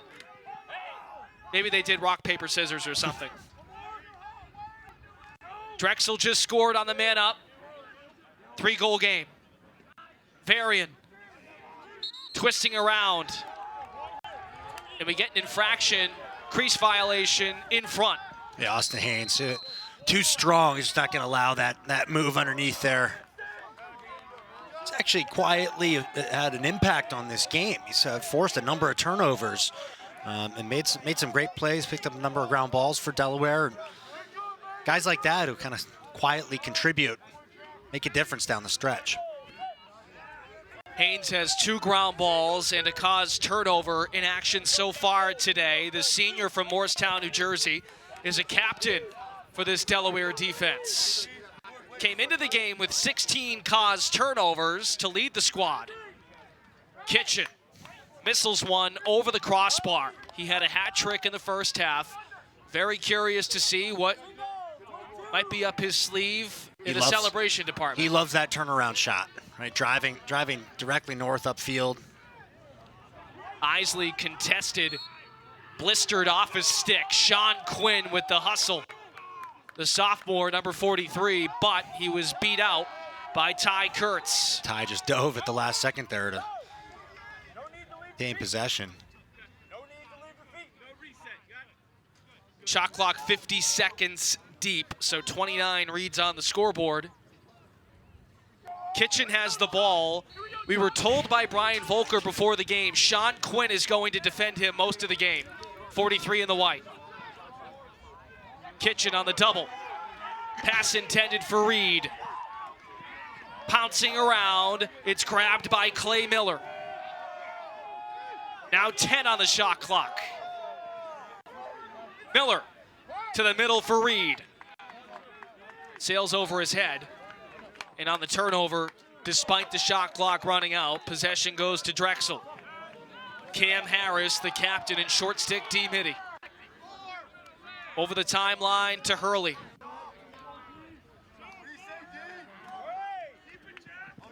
So there's a victory right there for Drexel. You force a full 80 seconds to go by. Nothing doing for Delaware offensively. Down 3 with the ball. Sure, and the Poles for Drexel did a nice job first on Kitchen, out of Quinn, doing a job gluing his hands and then applying pressure up top.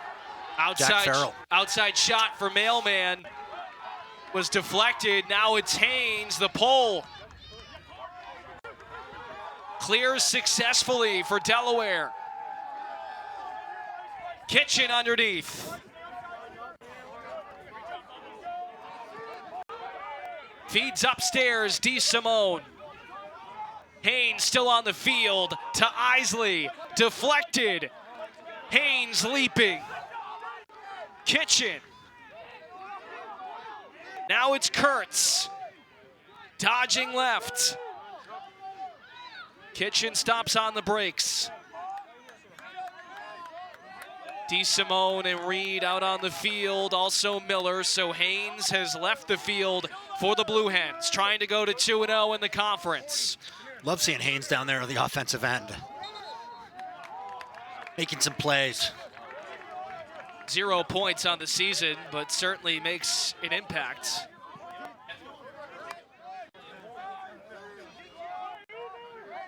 Infraction against the Blue Hens. Once again, Drexel catches a break on offense. Chris McClellan helps him clear. The junior from Vienna, Virginia. A flag down. Delayed penalty.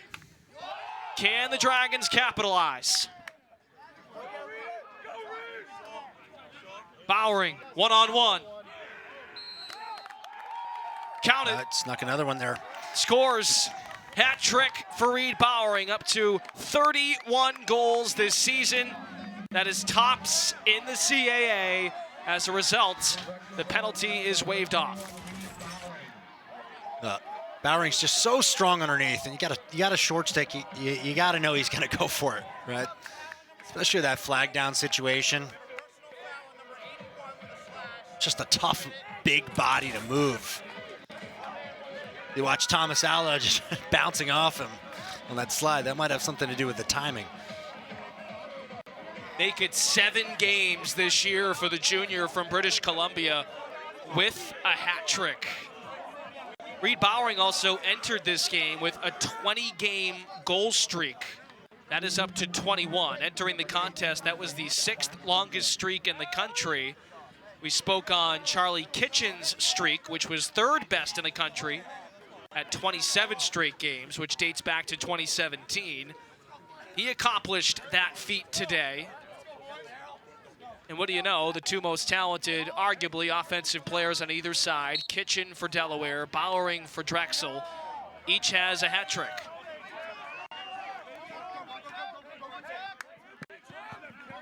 So there was indeed a penalty issued here.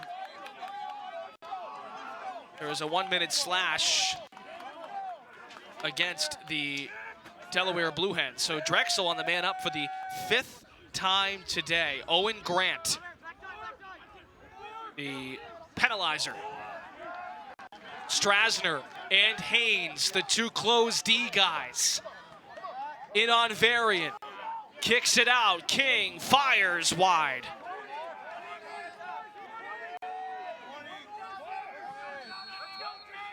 "20 seconds to go in the man up. Drexel's still weaving it around, trying to cut the deficit to 1. Dragons have scored the first 2 goals of this second half. Bowering, mailman, gets rid of it. King in front, Haynes broken up. And now both squads are at full strength. It's pretty good defense by Delaware. Yeah, that was a tough feed to thread in there. I like the idea. Just a little too tight. Delaware just doing a nice job of getting the sticks in the way to confuse the issue. Make it 6 caused turnovers by this Delaware defense. They came into this one averaging 8.9 a game, which is 2nd best in the CAA. Dragons are 0-1 in the league, trying to even the record. You only play 5 conference games, so this second one, if you're an 0-1 team, is so crucial. Because then you really put yourselves against the wall with an 0-2 start. Nice dodging by DeSimone. Outlets, Isley opens, shoots, bouncer wide. Isley slippery off the ball, creating a lot of space. Yeah, that was great look through by DeSimone. The senior DeSimone rolls off of Kitchen. 20 on the shot clock for Delaware. Klingus and Quinn, the pressure. Shot on the run, trickles in front, still bouncing. They traded a ward for a hold on that last one. I think the rest used a little bit of discretion. Kind of a ward and kind of a hold. They let it go. Got to give a lot of credit to the freshman from Baltimore, Maryland, the goalie for Drexel, Ross Blumenthal, policing the cage, has relaxed a little bit. Going down early was not a good feeling, but keeping his squad in there, down just 2. Still no goals for Delaware in the second half, and we're more than midway through the quarter. This Drexel team has scored more than 10 goals in every game but 1. That was last time out at number 16 UMass. We get a turnover caused again. Number 7 of the contest for the Delaware Blue Hens. Really athletic play by Jason Sider there. Forces man to tiptoe the end line and just touch out. Sider, a freshman from Bethpage, New York. 6:40 left, 3rd quarter. CAA game of the week on Lac Sports Network. Delaware makes the trip across the bridge to take on the Drexel Dragons. Isley has a hat trick. Delaware's first tally of the second half belongs to the senior captain. This is beautiful team ball, right? Initiated by two-man game. The top of the box here. Just doing such a great job to draw and give Isley all that time in front of the cage. Isley just doing a nice job catching, getting rid of the ball quickly. He really had the easiest role in the whole play. Certainly the most important. Isley's 23 goals, third on the team, behind Kitchen and Ty Kurtz. 22 in the blue and yellow. We previewed this contest just before it got started at 1 Eastern, the collision course of Delaware's defense and Drexel's offense. Well, I don't know about you. I'm not taking anything away from Matt Deluca, but the Delaware offense has come to play, and Drexel defensively has at least honed in Delaware in bits and pieces here in the third quarter. Shot score, Clay Miller. He doesn't need BTB this time. Great team ball again, Malcolm. 2 in a row for the Blue Hens. Well, this speaks to all that attention you mentioned that Kitchen's able to draw. I think they got to trust this matchup more and really pay attention to the guys off ball. Kitchen had, proving himself an excellent feeder as well.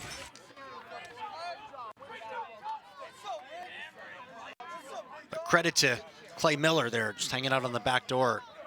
Getting some easy looks in the second quarter, or second half rather. Drexel's got to, I think they got to start to trust that matchup more. Resist the urge to go to Kitchen so early, because now he's just looking for that next pass or two-pass look on the goal, and they're finding it. What an exciting time to be a freshman at Delaware like Clay Miller or Ty Kurtz when Ben Deluca is recruiting you and he says, well, we've got probably the best, one of the best attackmen in the conference. He's just going to make it better. And so far, Kitchen, 3 goals, 2 assists. Miller's buried 2. Kurtz had the game's first goal. 5.5 minutes to go in the third. Delaware had its lead shrinked to 2 goals. Now it's back up to 4, like it was at halftime. Blue Hens are at home against Hofstra next week, and Drexel is home against Fairfield in week 3 of conference play. Kavinsky missiles it over the crossbar. Nice blast from the freshman from Virginia at 6'2", 200. Lot, but yeah, big, tall, strong midfielder. You can let that shot go lefty. That's an asset. Kitchen with 5 points on the day, draws a double. Feed to the middle. George Ward is held off by Blumenthal. Backed up by Isley. Switch Quinn back to Kitchen. Again, trust that matchup. Resist the urge to slide to Kitchen. Isley down to a knee. Shot clock reset. Giveaway by the Blue Hens. And the short stick, Cam Harris patiently tiptoes across the timeline and slows it down for Drexel. The Dragons' last goal in this quarter was almost 6 minutes ago. That was Reed Bowering completing a hat trick. Harris, the shorty, outlets to King. Nick Fox dishing to Varian. Shot clock halfway gone. It is Bowering, rather, to Mailman. Oh, Mailman puts a stamp on that finish to make it 12-9. Oh, this is a gritty possession for sure. Starts off with a lot of physical contact. Initiated by each Dodger, and you saw that early slide to Bowering now when they have that short stick who ends up rotating down. as a result of that slide package. And then they're going early again to Bowering, and that frees up his buddy, Ryan Genord.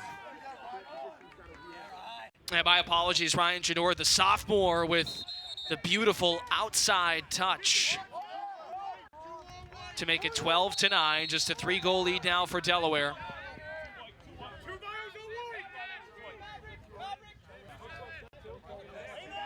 Steven Tortora with some help on the wing.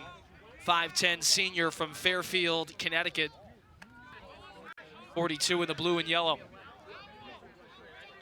As Malcolm mentioned, Reed Bowering with the assist. That's his first of the day, and rarely do we see Bowering tally assists, just his 4th of the season. So he's got 4 points, now up to 35 for the season through 10 games. Clay Miller whistles a pass over the top to Isley. Now DeSimone. He draws pressure from Friedman. Switches off with the pole, Jack Farrell. Delaware has been a road warrior team playing in its 4th straight road game. Coming off that 15-7 win over Fairfield to go to 1-0 in the conference. 10 to shoot. Isley and Kurtz there for the backup. 9 on the shot clock. Drexel playing great team defense there on that possession. Sliding early, recovering quickly.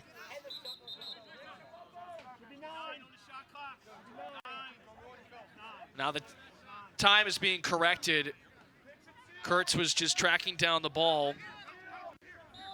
Repositioned, now the shot clock winds down, 9 seconds. In front, Kitchen, hero shot. Nice pressure and defense by Blumenthal. Great job by Quinn there to glue Kitchen's hands and mitigate that shot that Kitchen loves so much, that turnaround overhand shot, where he essentially uses the defender as a screen. And Quinn played it perfectly. If he can continue to flush Kitchen away from what I refer to as the edge of the front porch, right at goal line extended, where he can either go over the top or inside roll, or taking away that inside roll option and flushing him into the wing.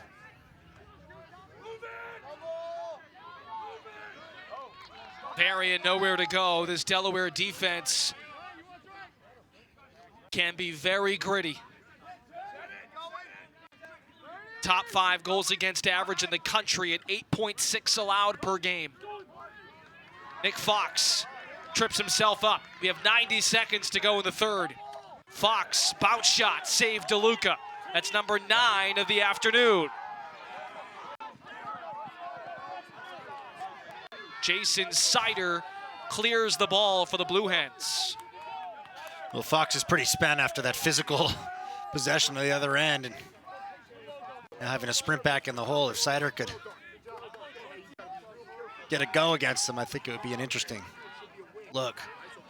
Miller sets the screen. DeSimone the feed, and Reed blasts this one wide. If you look at the difference, shot clock and game clock, Delaware can just about hold for the final shot of this third quarter. You had a thought? I'm surprised he missed the goal there. He scored several from that range already. I think he rushed it a little bit. More time than he might have thought. In total this afternoon, 4 hat tricks. Bowering and Genord for Drexel. Kitchen and Isley for Delaware. Bryce Reed, who just took that shot, is 1 goal away from a hat trick. He has 2. Kitchen. Miller defended tightly by the pole. Tight feed. Kurtz spins, and the bounce shot skips wide. Still 7 to shoot here. These defenders are selling out here for Drexel, doing everything they can to prevent those quality shots. Kitchen in a hurry. 3 seconds. Fires. Deflects off the helmet of Hurley. 6 seconds to work with. Ground ball collected momentarily by DeSimone. 3 seconds to work with. Nick Fox must fire. Didn't get it off. 45 minutes in the books. Delaware clings to a 3-goal lead. Drexel with some early noise in the frame. We make the turn for home. Fourth quarter upcoming. Can Delaware go to 2-0? Can Drexel even the record to 1-1? Find out with us on Lac Sports Network.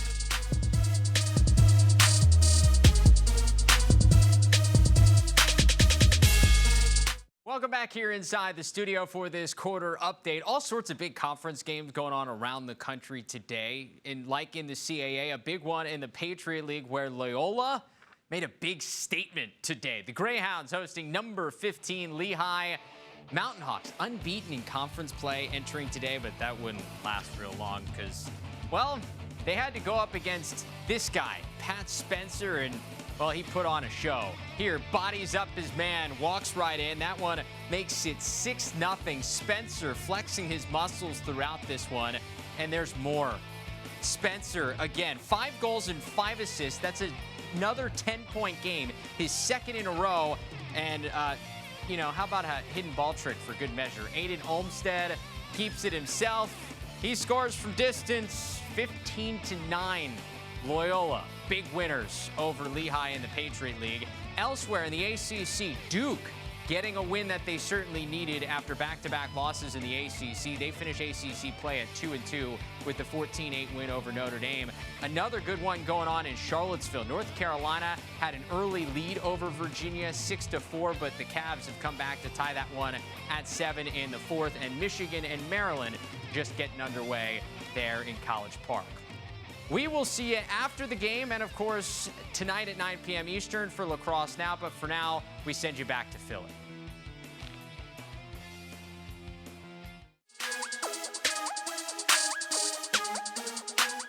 Start of the fourth quarter, Delaware leads Drexel 12-9. CAA Game of the Week on Lac Sports Network. Brendan Glasheen and Malcolm Chase. Charlie Kitchens had his fair share of chances today. 3 goals, 2 assists. Limited to a facilitator role, Malcolm. You were very impressed with Sean Quinn's defense in the second part in the third quarter. Yeah, I think Quinn's starting to do a better job and kind of stiffen out Kitchen's primary looks. Not that Kitchen can't ad-lib, but mentioned a little bit, Drexel's got to contend to put their faith in Quinn. You know, Kitchen's so dangerous off ball there. You see him just being able to slip off ball. Quinn's got to stay hyper-focused on that guy. Let's take him out of the game plan, see how Delaware functions without him in the package. Yeah, again, Kitchens 3 goals, all in the first half. No goals in the second half. He did have an assist on the Clay Miller finish to put Delaware up 12-8. The largest lead in this one was 8-3.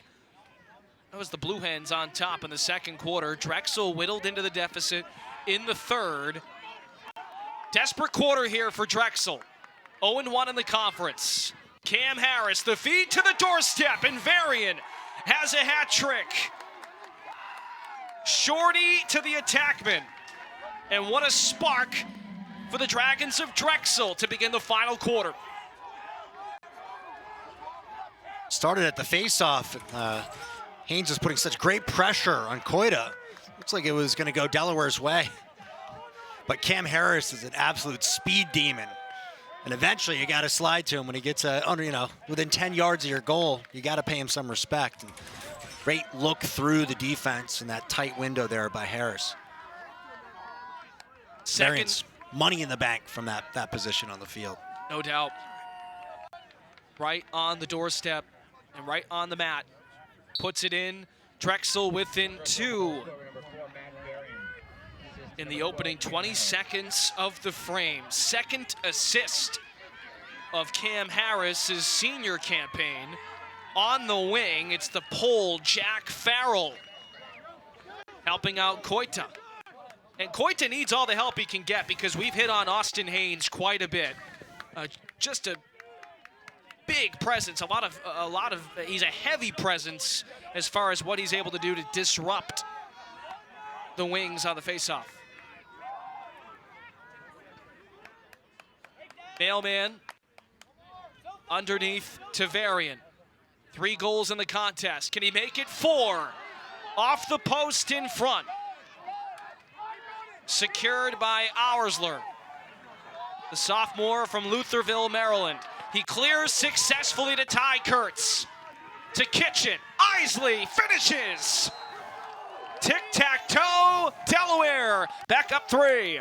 Terrific transition.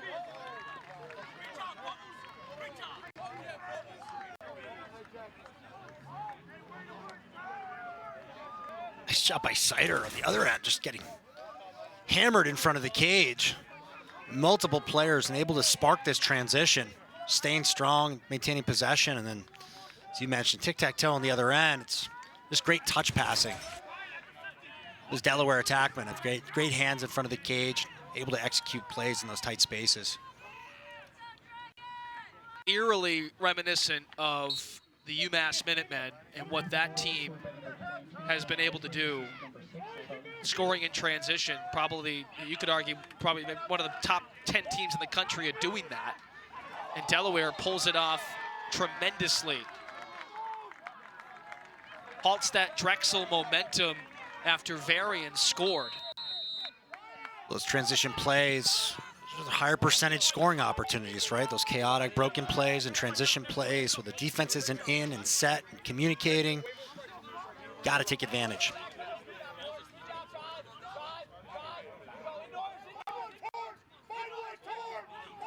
Marshall King coming off illness, missing the UMass game. He's been neutralized. Save Deluca as King fires. Escapes the cage momentarily. There's Haynes. Throws it to Strasner. Up the field to Shaw, getting bullied along the sideline. And he chokes it up.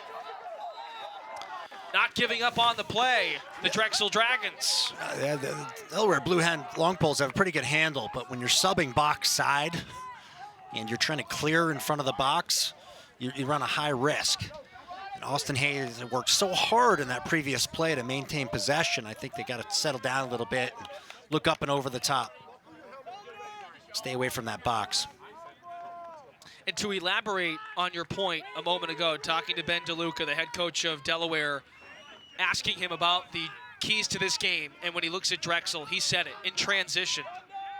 We have to push broken situations to throw those guys off guard. Mailman to King, swings to Bowering. Sails wide. Great ball movement. Looked like a man-up play there. They're moving the ball so well. No kidding.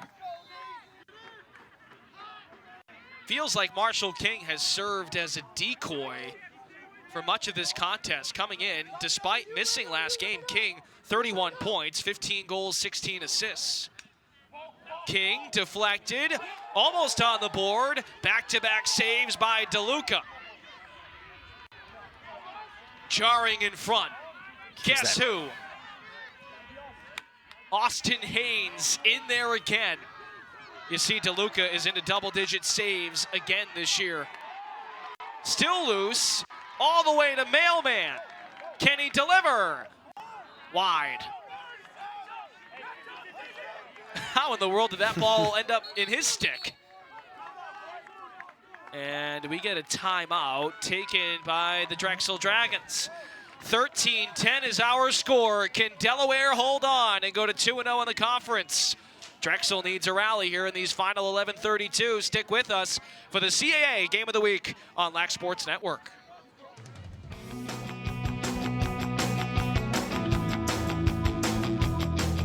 What's up, everybody? Travis Eldridge back here inside the LSN Broadcast Center. Obviously, a big day on the men's side in the CAA, but the ladies take center stage tomorrow as we continue conference play. Here are the trio of games we'll be watching in the conference after league play kicked off on Friday. William & Mary takes on Drexel at 1 p.m. Eastern Time. Hofstra heads down to North Carolina to take on Elon, coming off a nice win on Friday evening. Also at 1, while the marquee matchup coming your way noon Eastern Time. 11th ranked James Madison hosts Towson in a clash of CAA Titans. One of those two teams has won the CAA championship each of the last 11 seasons. Maybe that way once again. And you can see that game right here on Lac Sports Network. Tom Eschen has the call alongside Liz Robertshaw for our first women's CAA Game of the Week this season. It's noon Eastern Time on LSN and the LSN app.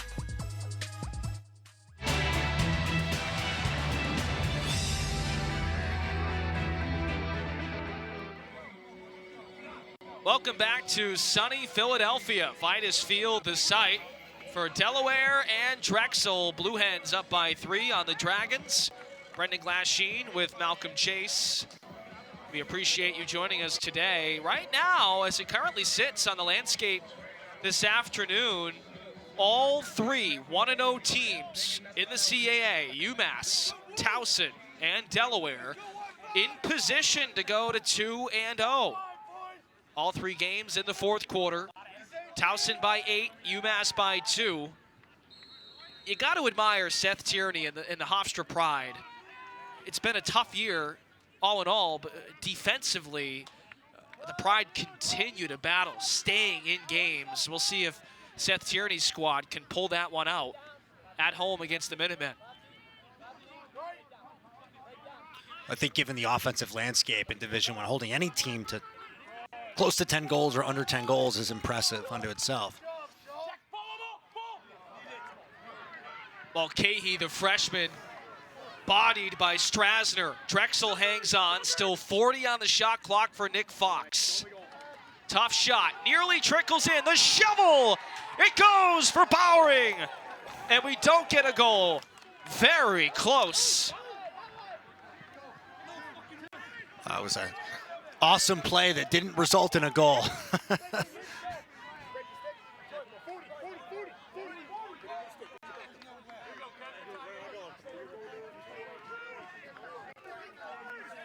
Let's see it again. Gonna see, just tiptoes the crease here. I don't know, Brendan. I think he stayed out. I think he kept that right foot out. Could be a huge turn in this game, especially if Delaware scores on this possession. Largest lead for the Blue Hens was 5. They've been up by 4 numerous times in the contest. Bryce Reed to Clay Miller. D. Simone is 13. Ty Kurtz, 82. Kitchen is underneath the goal. Isley in front, 22 in the gold and blue. Kurtz, the shovel to Kitchen. Kurtz, one-on-one, buries it. Delaware capitalizes on a near no goal for Drexel. Comes the other way, and Ty Kurtz knocks it in. Well, Ty Kurtz doesn't look worried at all during this entire sequence, even when the defenders got him tied up. He's got a good check on his stick. Typical Canadian, able to hold on to the ball despite a pretty solid stick check, and then he's in the right place at the right time. The ball bounces back into his stick. He's going to finish from that position anytime.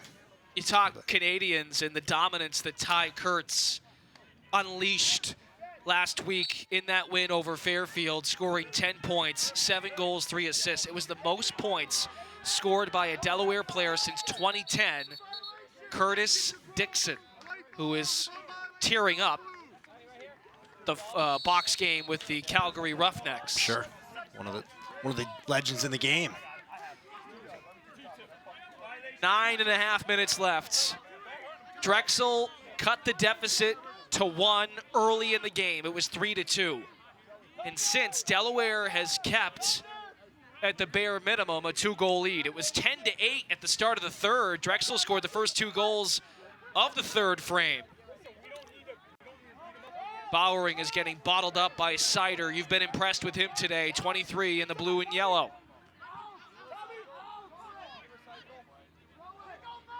Haynes has variant. Those are your unsung heroes. No doubt. Mulcahy crisscrosses in on the corkscrew. Varian found him. He just couldn't handle the pass. Haynes down to the field, colliding with Marshall King. Haynes does not look good. Takes a hard hit. He's all right. They call it a blue-collar league for a reason.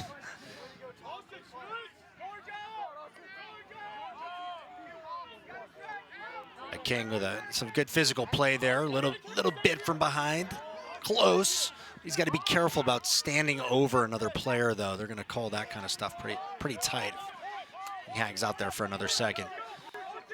Drexel can't afford any penalties like that right now. They've got to play really smart ball from here on out. Delaware's committed 5 penalties, Drexel 3. Beat up the field. Nicely done. DeSimone, the two-way midfielder, hones it in for the Blue Hens. And in a situation up 4, 8 minutes to go, you start thinking about bleeding clock if you're Ben Deluca. Yeah, certainly getting full possessions. You don't want to play on your heels, though, either. You know, you got a team that operates well playing fast-paced ball, so when those opportunities are there, you take them. How hard do you think it is for 18 to 22-year-old kids to understand that balance? I think at any age, right? Right. It's, well, I'm making it specific for this game, right? They want to go, particularly this team. They want to go to the goal. Right. Right. And it's so working. It's very hard to slow those guys down. One of Delaware's best goals of the game was in transition. Kurtz, Isley, and Kitchen all involved on the play. Scrum at midfield. Sean Quinn, the sophomore, pushes to Matt Klingus, senior captain. Nice job by Drexel to clean up that clear, save possession. Sort of the same recipe as the last 2 games for the Blue Hens. 16 goals at Michigan, 15 goals at Fairfield. Another caused turnover by Austin Haynes, and getting elite play in the goal. Matt Deluca has 12 saves, 2 short of his season average. Great slide by Owen Grant here. Coming across solid. 81 in the blue and yellow, just a freshman from Newmarket, Ontario. You don't see those Canadians on the defensive side of the ball very much. Owen making some noise for Ontario. Well, it's very easy to look at Bowering and King on the Drexel side and admire the ball movement, the offensive pedigree of the Canadian box game, but defensively, there is high IQ north of the border. You have to play against those guys, right? Right. You're bound to get better. Under 6 minutes left. Delaware taking its time. Finnegan skips it. Ward into Isley, aiming for goal number 4. Still 19 to shoot.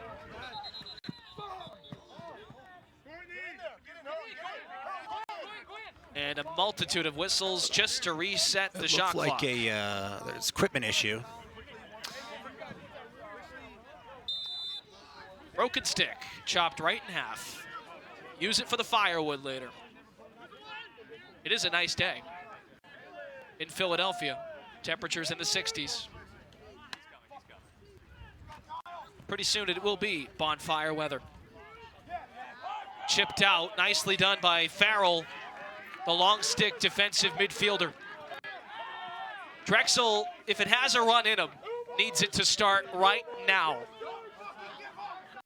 Friedman into Bowering. Flag comes in on Owen Grant. It's a green light for Bowering. And he scores. Number 4 for Reed Bowering. Down to 3.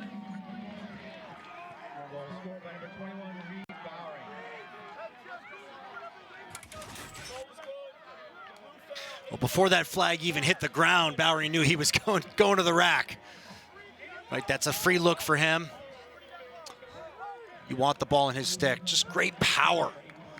Just getting over the top. That's the kind of play that Owen Grant's going to be able to grow into to defend. Right now, it's just Bowering's just too big of a presence, too big of a body to slow down.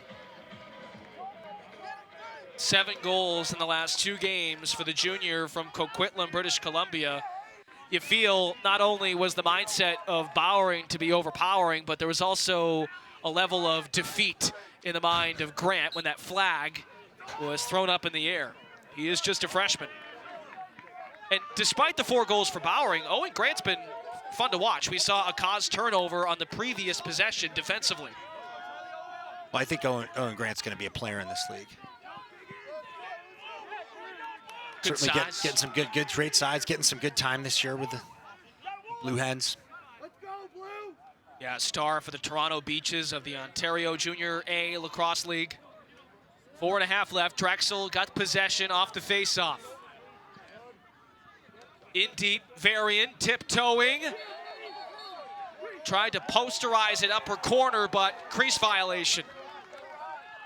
Deluca gets some help. Only 4.5 more minutes. Nat Deluca takes his time to clear the ball. Oh my God, what a find over the top. A dime of a feed to Auersler. Again, you only get 20 seconds to clear the ball of that 80-second shot clock rule that was implemented before the 2019 season. Deluca showing his awareness. He is just a junior. And he's had some help today. Offensively, this Delaware team has come on strong in the last 3 games, including today.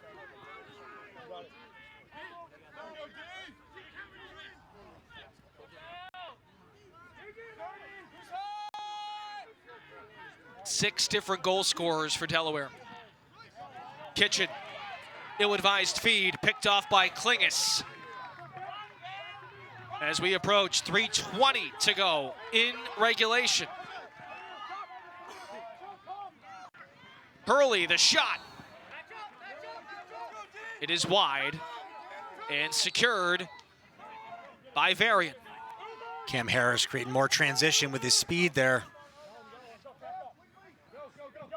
Senior from New Canaan, Connecticut. 2-time Connecticut state champion when he competed at Fairfield Prep. He actually attended Fairfield Prep with Delaware closed defender Steven Tatura, who hails from Fairfield. Mulcahy bottled up. Prior to that, Sider and Nick Fox, 7 and 23 getting into it. Drexel down by 3, 2:50 left. Brian Volker uses a timeout. Wednesday nights on Lac Sports Network, it's CAA Press Pass. We will bring you all the latest news and notes from around the conference and prepare you for the biggest games of the week. CAA Press Pass on Lac Sports Network is every Wednesday at 8 p.m. Eastern Time. Brendan Glasheen with Malcolm Chase, 4th quarter. Delaware is 1-0 in the conference. Drexel is 0-1. Blue Hens in position to go to 2-0. And the Dragons in jeopardy of dropping to 0-2. Again, as we had a look at scores earlier, all the 1-0 teams currently sitting in a position to go to 2-0 to create some separation. I don't know. I mean, Towson, of course, has proven over a long period of time it is the team to beat in the conference overall, big picture. UMass came on the scene last year when Towson was down a bit offensively. When you look at Delaware, and Malcolm, you've seen Delaware now play a few times this season. Should the Blue Hens hold on and win this one, is it fair now that maybe Delaware's got a shot at giving those two teams, UMass and Towson, a run for their money? Oh, I think it's completely fair, but it all comes down to the game plan, right? Who's going to execute on game day? And, I think there are times in this game where, I think Coach Deluca would be pretty upset. I think we saw him visibly upset a couple of times where they weren't executing, and that's going to be the difference, especially if you got some younger players in the mix, right? Against teams maybe like Towson that might have a little bit more experience on the field. They're certainly in the conversation, no question, and I think it starts between the pipes and moves outward from there. And but they can score, and they can score in bunches. Talking to Coach Deluca earlier in the week, I asked him the difference between year 2 compared to year 1. He's in his 2nd year as the head coach since taking over for Bob Shillinglaw. He said the focus of this group has been internal, meaning he's really honed in his group. It's become easier to deliver messages as a coach in my 2nd season. It was new for me last year to get through to the guys, and now that I have their trust, there's a very focused group on hand. And Delaware creates a turnover against Drexel out of that timeout by Brian Volker. Shot clock's going to dwindle to 60 seconds and 2:15 on the game clock. And now Drexel really has to step out and take some chances here, and that opens the door to a Delaware offense that's going to be able to capitalize if they don't land some of these home run checks. DeSimone with the spin. He can take it down to about 1 minute, 10 seconds in regulation. This Drexel defense has been on the field a bunch since the start of the contest. And that's even considering Jimmy Koita and his ability to win faceoffs. Delaware is going to use a timeout with 90 seconds flat to go in the contest. Ben Deluca not taking any gambles, trying to secure this W.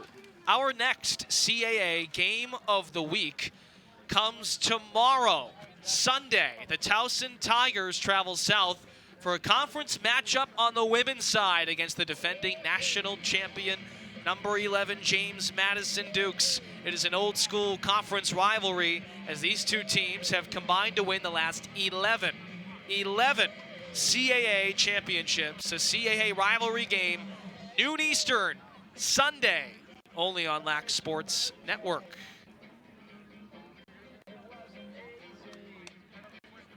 What is the message, Malcolm, from Ben Deluca to his team? 18 seconds on the shot clock. Well, mistake-free lacrosse? Certainly take care of the ball. I saw Jack Farrell kind of honing in there on DeSimone and actually landed kind of a nice little backhand wrap on him. But, you know, Farrell's such a strong guy, actually kind of took him to the ground, caught him off balance. But certainly the message, you know, smart ball, take care of the lacrosse ball. And they still got 18 seconds here. So if they bleed it, they could attempt to go to the goal if they're forced to do that. You know, I think Drexel is going to force them to have to do that right now and step out and apply pressure. Just saw Ben Deluca's resume since taking over as the head coach. He, of course, spent time at Cornell for 3 seasons as the head coach. He sort of reestablished his pedigree in the sport in his 2 years at Harvard as the associate head coach. Very exciting for him. 3 to shoot for Isley. Bounce shot goes in.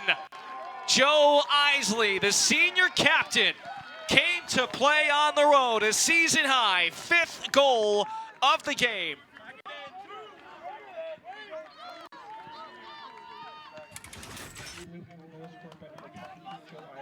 Isley, such a great shooter. These guys really love their jump shots. Especially him. You know, yeah, I mean, more power to him. He's obviously worked on it. He's got great rotation on that shot. Awesome placement. Just putting it out of the goalie's reach. He has scored a third of Delaware's goals, 5 of the 15. And that's been the magic number for the Blue Hens. Make it 3 straight games with at least 15 goals. There was an interference penalty. Flag came in. 30 seconds. 30-second penalty against Delaware. And to your point about Ben Deluca's outlook of this one and the outlook of the conference and how Delaware sits, you can't commit 7 penalties and get away with it. Drexel scores. Another one goes down for Reed Bowering. That is his 5th of the day. This is not over. This is possible. It's been done. This type of comeback. Body language and the energy of Drexel right now, they're pretty spent from having to chase the Blue Hens all over the field up to this point. It's going to be a tough go. They can win this face-off. They've got a chance. Jimmy Koita has won 18 of 29 face-offs.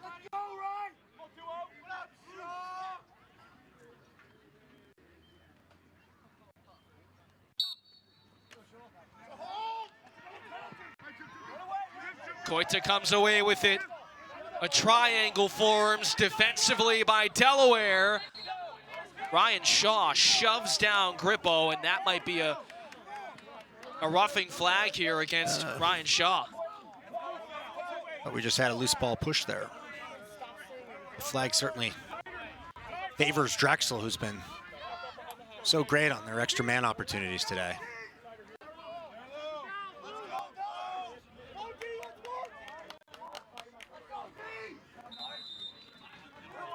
Oh. It's loose here. I don't know, Brandon. That's within, you got another one. Here we go. Chris McClellan with his 3rd goal of the season. I think that was a little bit of a gift to the Dragons, to be perfectly frank. On that previous play, it looked like good physical play within 5 yards of the ball. Nonetheless, Drexel capitalizes. They've been so good on extra man today. Nice little pump fake to the backside by Varian, just to get the defense to hold just that extra second to make some room for McClellan on the backside. Excuse me, on that same side for that float. Just 1 goal in the last 4 minutes for Delaware, so suddenly the Dragons of Drexel have scored 3 of the last 4. Another key face-off. Koita pulls away with it. Koita's gonna need some help here. Lenz Cole, the sophomore, or rather that's Shaw who took the face-off. Koita, time winding down, 25 seconds. A must-score situation for the Dragons. Time still whittling down. And it's ripped away by Jason Sider. This can ice it for the Blue Hens. Kitchen is going to hold on. Delaware, 4th straight game overall on the road. And the Blue Hens are 2-0 in CAA play. Both wins on the road at Fairfield and this afternoon at Drexel. It got a little chippy and a little close at the end, but Delaware holds on. As it will. 15-13 is the final score from Vitus Field in Philadelphia.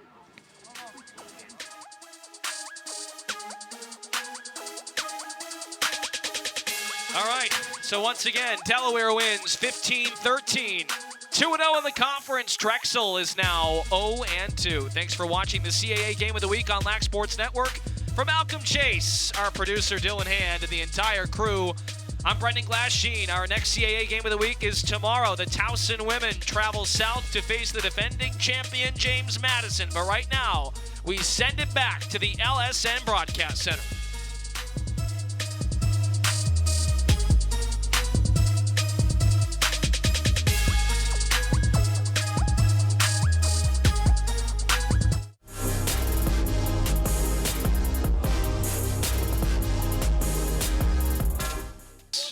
Are at home for the next 2.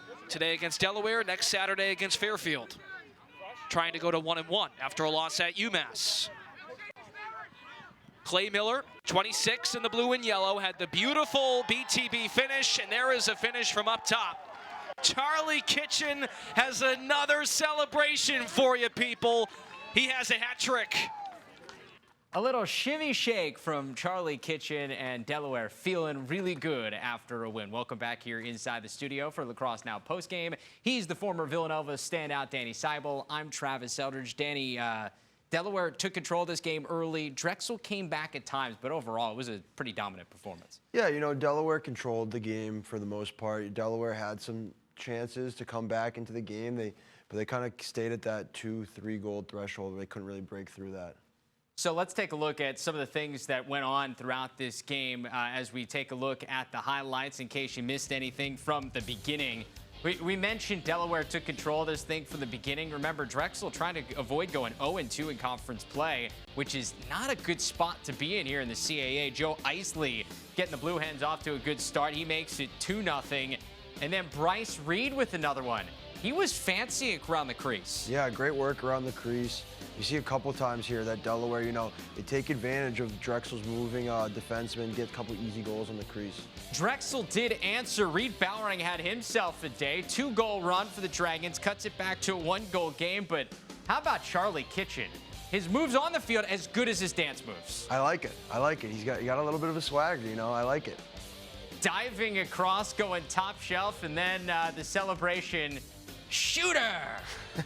You got to go double handguns there, Charlie, if you want to go Happy Gilmore style. And then how about some more fancy finishing? Clay Miller with the BTB finish in front. And Delaware's offense looked really good today. Yeah, they're clicking. I mean, that was beautiful behind the back finish. You know, it wasn't like he was showboating. You know, he really needed to do that, increase his angle. Great finish. So that made it 5-2 later on. How about Jackson Finnegan from the top? Just going one-man show on this one. Picking up speed, beats the short stick matchup, makes it 7-3. Drexel would respond a little bit. They'd score 3 of the next 4 goals. However, late in the first half, under a minute to go in the second quarter, it's Isley again. And this continued to build on some momentum for the Blue Hens entering halftime. As you see, Isley going far pipe down there to the corner. Ross Blumenthal, not a great shot at that one. No, I mean, and you know, Isley, just a great game from him today. 5 goals on the day. Just awesome seeing him kind of take over. How about we flash ahead to the fourth quarter? It's now 12-9. Drexel hanging around off the face-off win, a spot where the Dragons were good today. It's Cam Harris to Matthew Varian. This is when the Dragons finally struck. They were back within 2. Yeah, you know, that's a great skip pass right there on the fast break, looking off the point man, hitting the low left guy. Awesome play. But too much from the Hens here. Charlie Kitchen to Ty Kurtz. Kurtz with 2 goals and an assist. That one made it 14-10 and really put this one a little too far out of reach for the Dragons. Your final score, 15-13. Drexel falls to 0-2 in conference play, while Delaware gets to 2-0, now 9-2 on the season. They may be getting some more Inside Lacrosse media poll votes after this performance. Not pictured in the highlight, Matt Deluca in goal, made 12 saves. The star, though, the stars for Delaware, Kitchen, 7 points on 3 goals and 4 assists. Isley with 5 goals and an assist for 6 points. For Drexel, 5 goals from Reed Bowering. Matthew Varian with 7 points. Some of the knowns got it done. They just didn't quite have enough defensively to slow down Delaware from the very beginning. As we take a look at some of these stats, when you look at them, Drexel outshoots Delaware. The save numbers certainly were maybe a little bit of concern for Drexel. And the faceoffs, they had the edge. How did Delaware make this almost look so routine? Yeah, you know, we see right there the shots are 41-37 and the faceoffs 20-11, both in favor of Drexel. And those stats really stick out to me. You know, Drexel had the ball, they had their chances. But I think for Delaware, it was the quality of chances, not the quantity of chances. And they really, like I said earlier, worked down the Drexel Dragons defense and got some high-quality scoring chances out there. So when we look at this game as a whole, and you look at what it means for both teams, for Delaware, we came into this thing talking about the strength of Delaware being the defense. We saw a little bit of that today, able to slow down Drexel, especially in that first half offensively and throughout the third quarter as well. But it was the Delaware offense that maybe impressed me. It was the other side of the field. It was the maybe non-strength versus non-strength that probably won this game. Yeah, I don't knock the Delaware defense for giving up 13 goals in this game. I think it was just the pace of play and the way the game was moving. They held strong when they needed to and made some key stops late in the game when Drexel was trying to make that push, bring it back within a goal. They kept them kind of at bay. And then offensively, yeah, they have a lot of stud guys who are, you know, veterans now. Like I said earlier, they're older people. They know what it takes to win. They understand the offense that Delaware is trying to run, and they've been getting some awesome scoring chances. You see Kurtz, who got the scoring started, the freshman, but I love Charlie Kitchen and how has he evolved his game over the last couple of years now as being, you know, one of the leaders of this offense, and he had 7 points today. Definitely. He's their guy, right? Charlie Kitchen, everything goes through him. He's a stud this year, and he's been playing out of his mind, I think, lately, and I think he's going to keep it up for Delaware to make a run in the CAA. Also, I think notable in this one with Kitchen is his personality. You see the celebrations, and I think maybe some of that bleeds on to the rest of his teammates, because if they look at him having fun, they have to know everybody else has got to have fun. Yes, I think Charlie Kitchen has a great kind of balance between a little bit of swagger, borderline cockiness, but I like it. I like it, you know. Confidence. It's a chip on his shoulder. And he's kind of showing the rest of the guys on his team, you know, like, I'm the guy, let's go, we're going to win this game. Yeah, and he showed that today. The other big plus you have if you're coach Ben Deluca on this Delaware team is you have the big guy in Matt Deluca in cage. He makes double-digit saves once again. How big of a plus side is that for the defense? They've got a good defense, but you got the big guy back there who's playing as well as maybe anybody in the country. Definitely. When you have a goalie you can trust, it's so huge for a defense because at that point you can say, you know what, we're okay giving up the 12, 13-yard shots. We know our guy's going to make the save.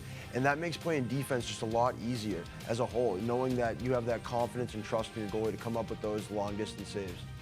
So Delaware gets to 2-0 in conference play. Good start for them as they have back-to-back wins here to start CAA play. Drexel with the loss to UMass last week, and now this loss here dropping to 0-2. It's going to be an uphill battle for them to find their way into that CAA tournament. That's their goal. The first time in a while that they missed the CAA tournament last year. They got some work in order to get back there as they start a tough 0-2 slate. Let's look around the rest of the conference because we have an upset that just went final on Long Island. Hofstra in overtime, upsetting 17th ranked UMass.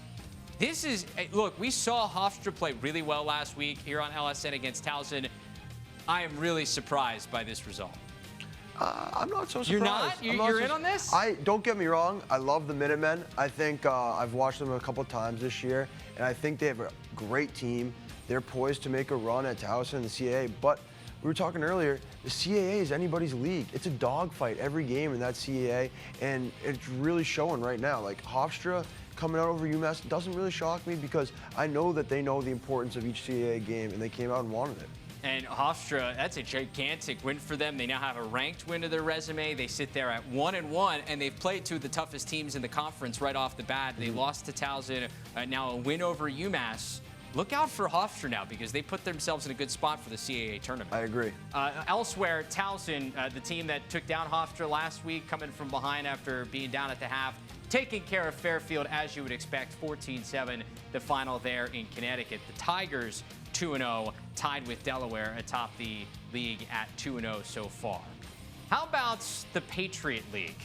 This was the game of the year in the Patriot League regular season. Number 2 Loyola against 15th ranked Lehigh. Both these teams unbeaten in conference play entering the afternoon, but one team had Pat Spencer. Yes. One team did not. And we saw the difference that can make. There, Spencer getting the scoring started. His 30th goal of the season makes it 1-0. Later on, it's now 5-zip. Spencer already. I love this. Yeah, his fourth. Look at him flexing. His Look fourth at that. point of the game. It's 6-0, and well, he's not done. Look at Spencer. I mean, come on. How do you defend that?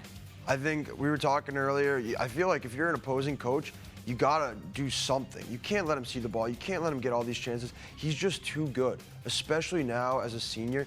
It just looks like everything is slow out there for him. Like he is able to see the field and watch plays develop in slow motion and find his guys, and it looks like it's easy for him. Right there at the end of the first half, Lehigh with an answer. Cole Kurz beats the buzzer with like 0.2 seconds left, gets it out of his stick. Maybe a little bit of momentum for the Mountain Hawks, but it didn't last long because there's that Spencer guy again. Coming from X, that made it 12-4. And you know, Danny, we were talking about this. There's no way they're going to pull a hidden ball trick up 13-6, will they? Well, Aiden Olmstead. I was wrong. Kept it himself. He beats the goalie, and that's it. That's all. What a performance and a statement made by Loyola. They win 15-9. In that game, by the way, Pat Spencer passing Rob Pennell on the career assist list in NCAA history. He now continues to move up the top 5. We'll have more on that later on tonight on Lacrosse Now. Elsewhere around the country, Duke taking care of Notre Dame. Blue Devils had lost 2 in a row in ACC play. They bounced back with the win. They finished conference play at 2-2. How important is that for them? Huge. It's unbelievable to get a bounce back win like that, especially dropping 2 in a row. You can't drop that third game, so it's good to see them get back on track. So the Irish now looking to bounce back after they had beaten Syracuse last week. Virginia, how many years? It would have been 4 or 5 years they didn't win an ACC game. Well, this year, able to run the table as they take down North Carolina. Impressive bounce back from the Cavs. Definitely. And I think also what we've learned from last week and this week that North Carolina is no joke. No. they're going to be a tough out come later on in the season in the ACC tournament. So I'm interested to keep a close eye on North Carolina. Yeah, that was a back-and-forth game. Cavaliers able to win it toward the end. They win it 11-10, continue to move up, maybe a top 5 team this week.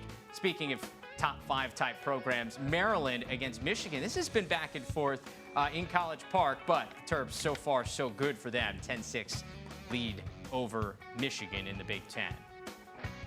Coming up later on tonight, Lacrosse Now, 9 p.m. Eastern. Get you caught up on all the highlights going on around the country. Everything you need to know from a wild and crazy day in college lacrosse. Conference play is here, and it is exciting. Lacrosse Now, 9 p.m. Eastern time. Stick with us here on LSN and the LSN app for that. So, Danny, one final thought on the CAA after we've seen everything shake out today. Towson's the team. Who's after Towson? I got to go with my UMass Minutemen, even though they lost? Even though they lost today. Okay. I think, it could be good for him, right? You can get positives out of losses. You got to learn from it, go back to the tape, kind of get some things and improve on that. And I think, ultimately, when it comes down to the CAA tournament, they're going to use this as kind of encouragement and get momentum towards the tournament.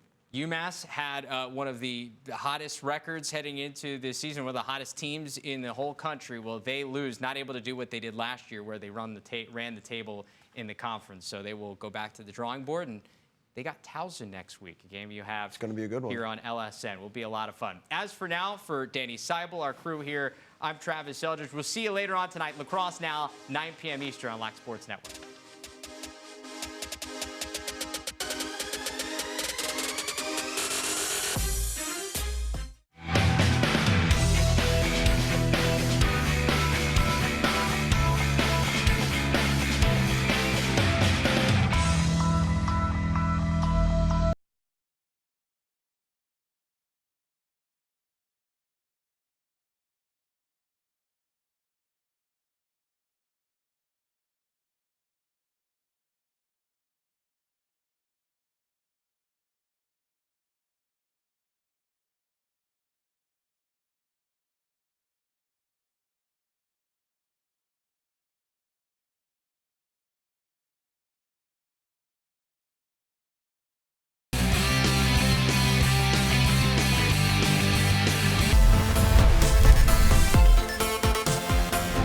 Designing extra man offense plays, it's best to incorporate some element of surprise to try to confuse the defense.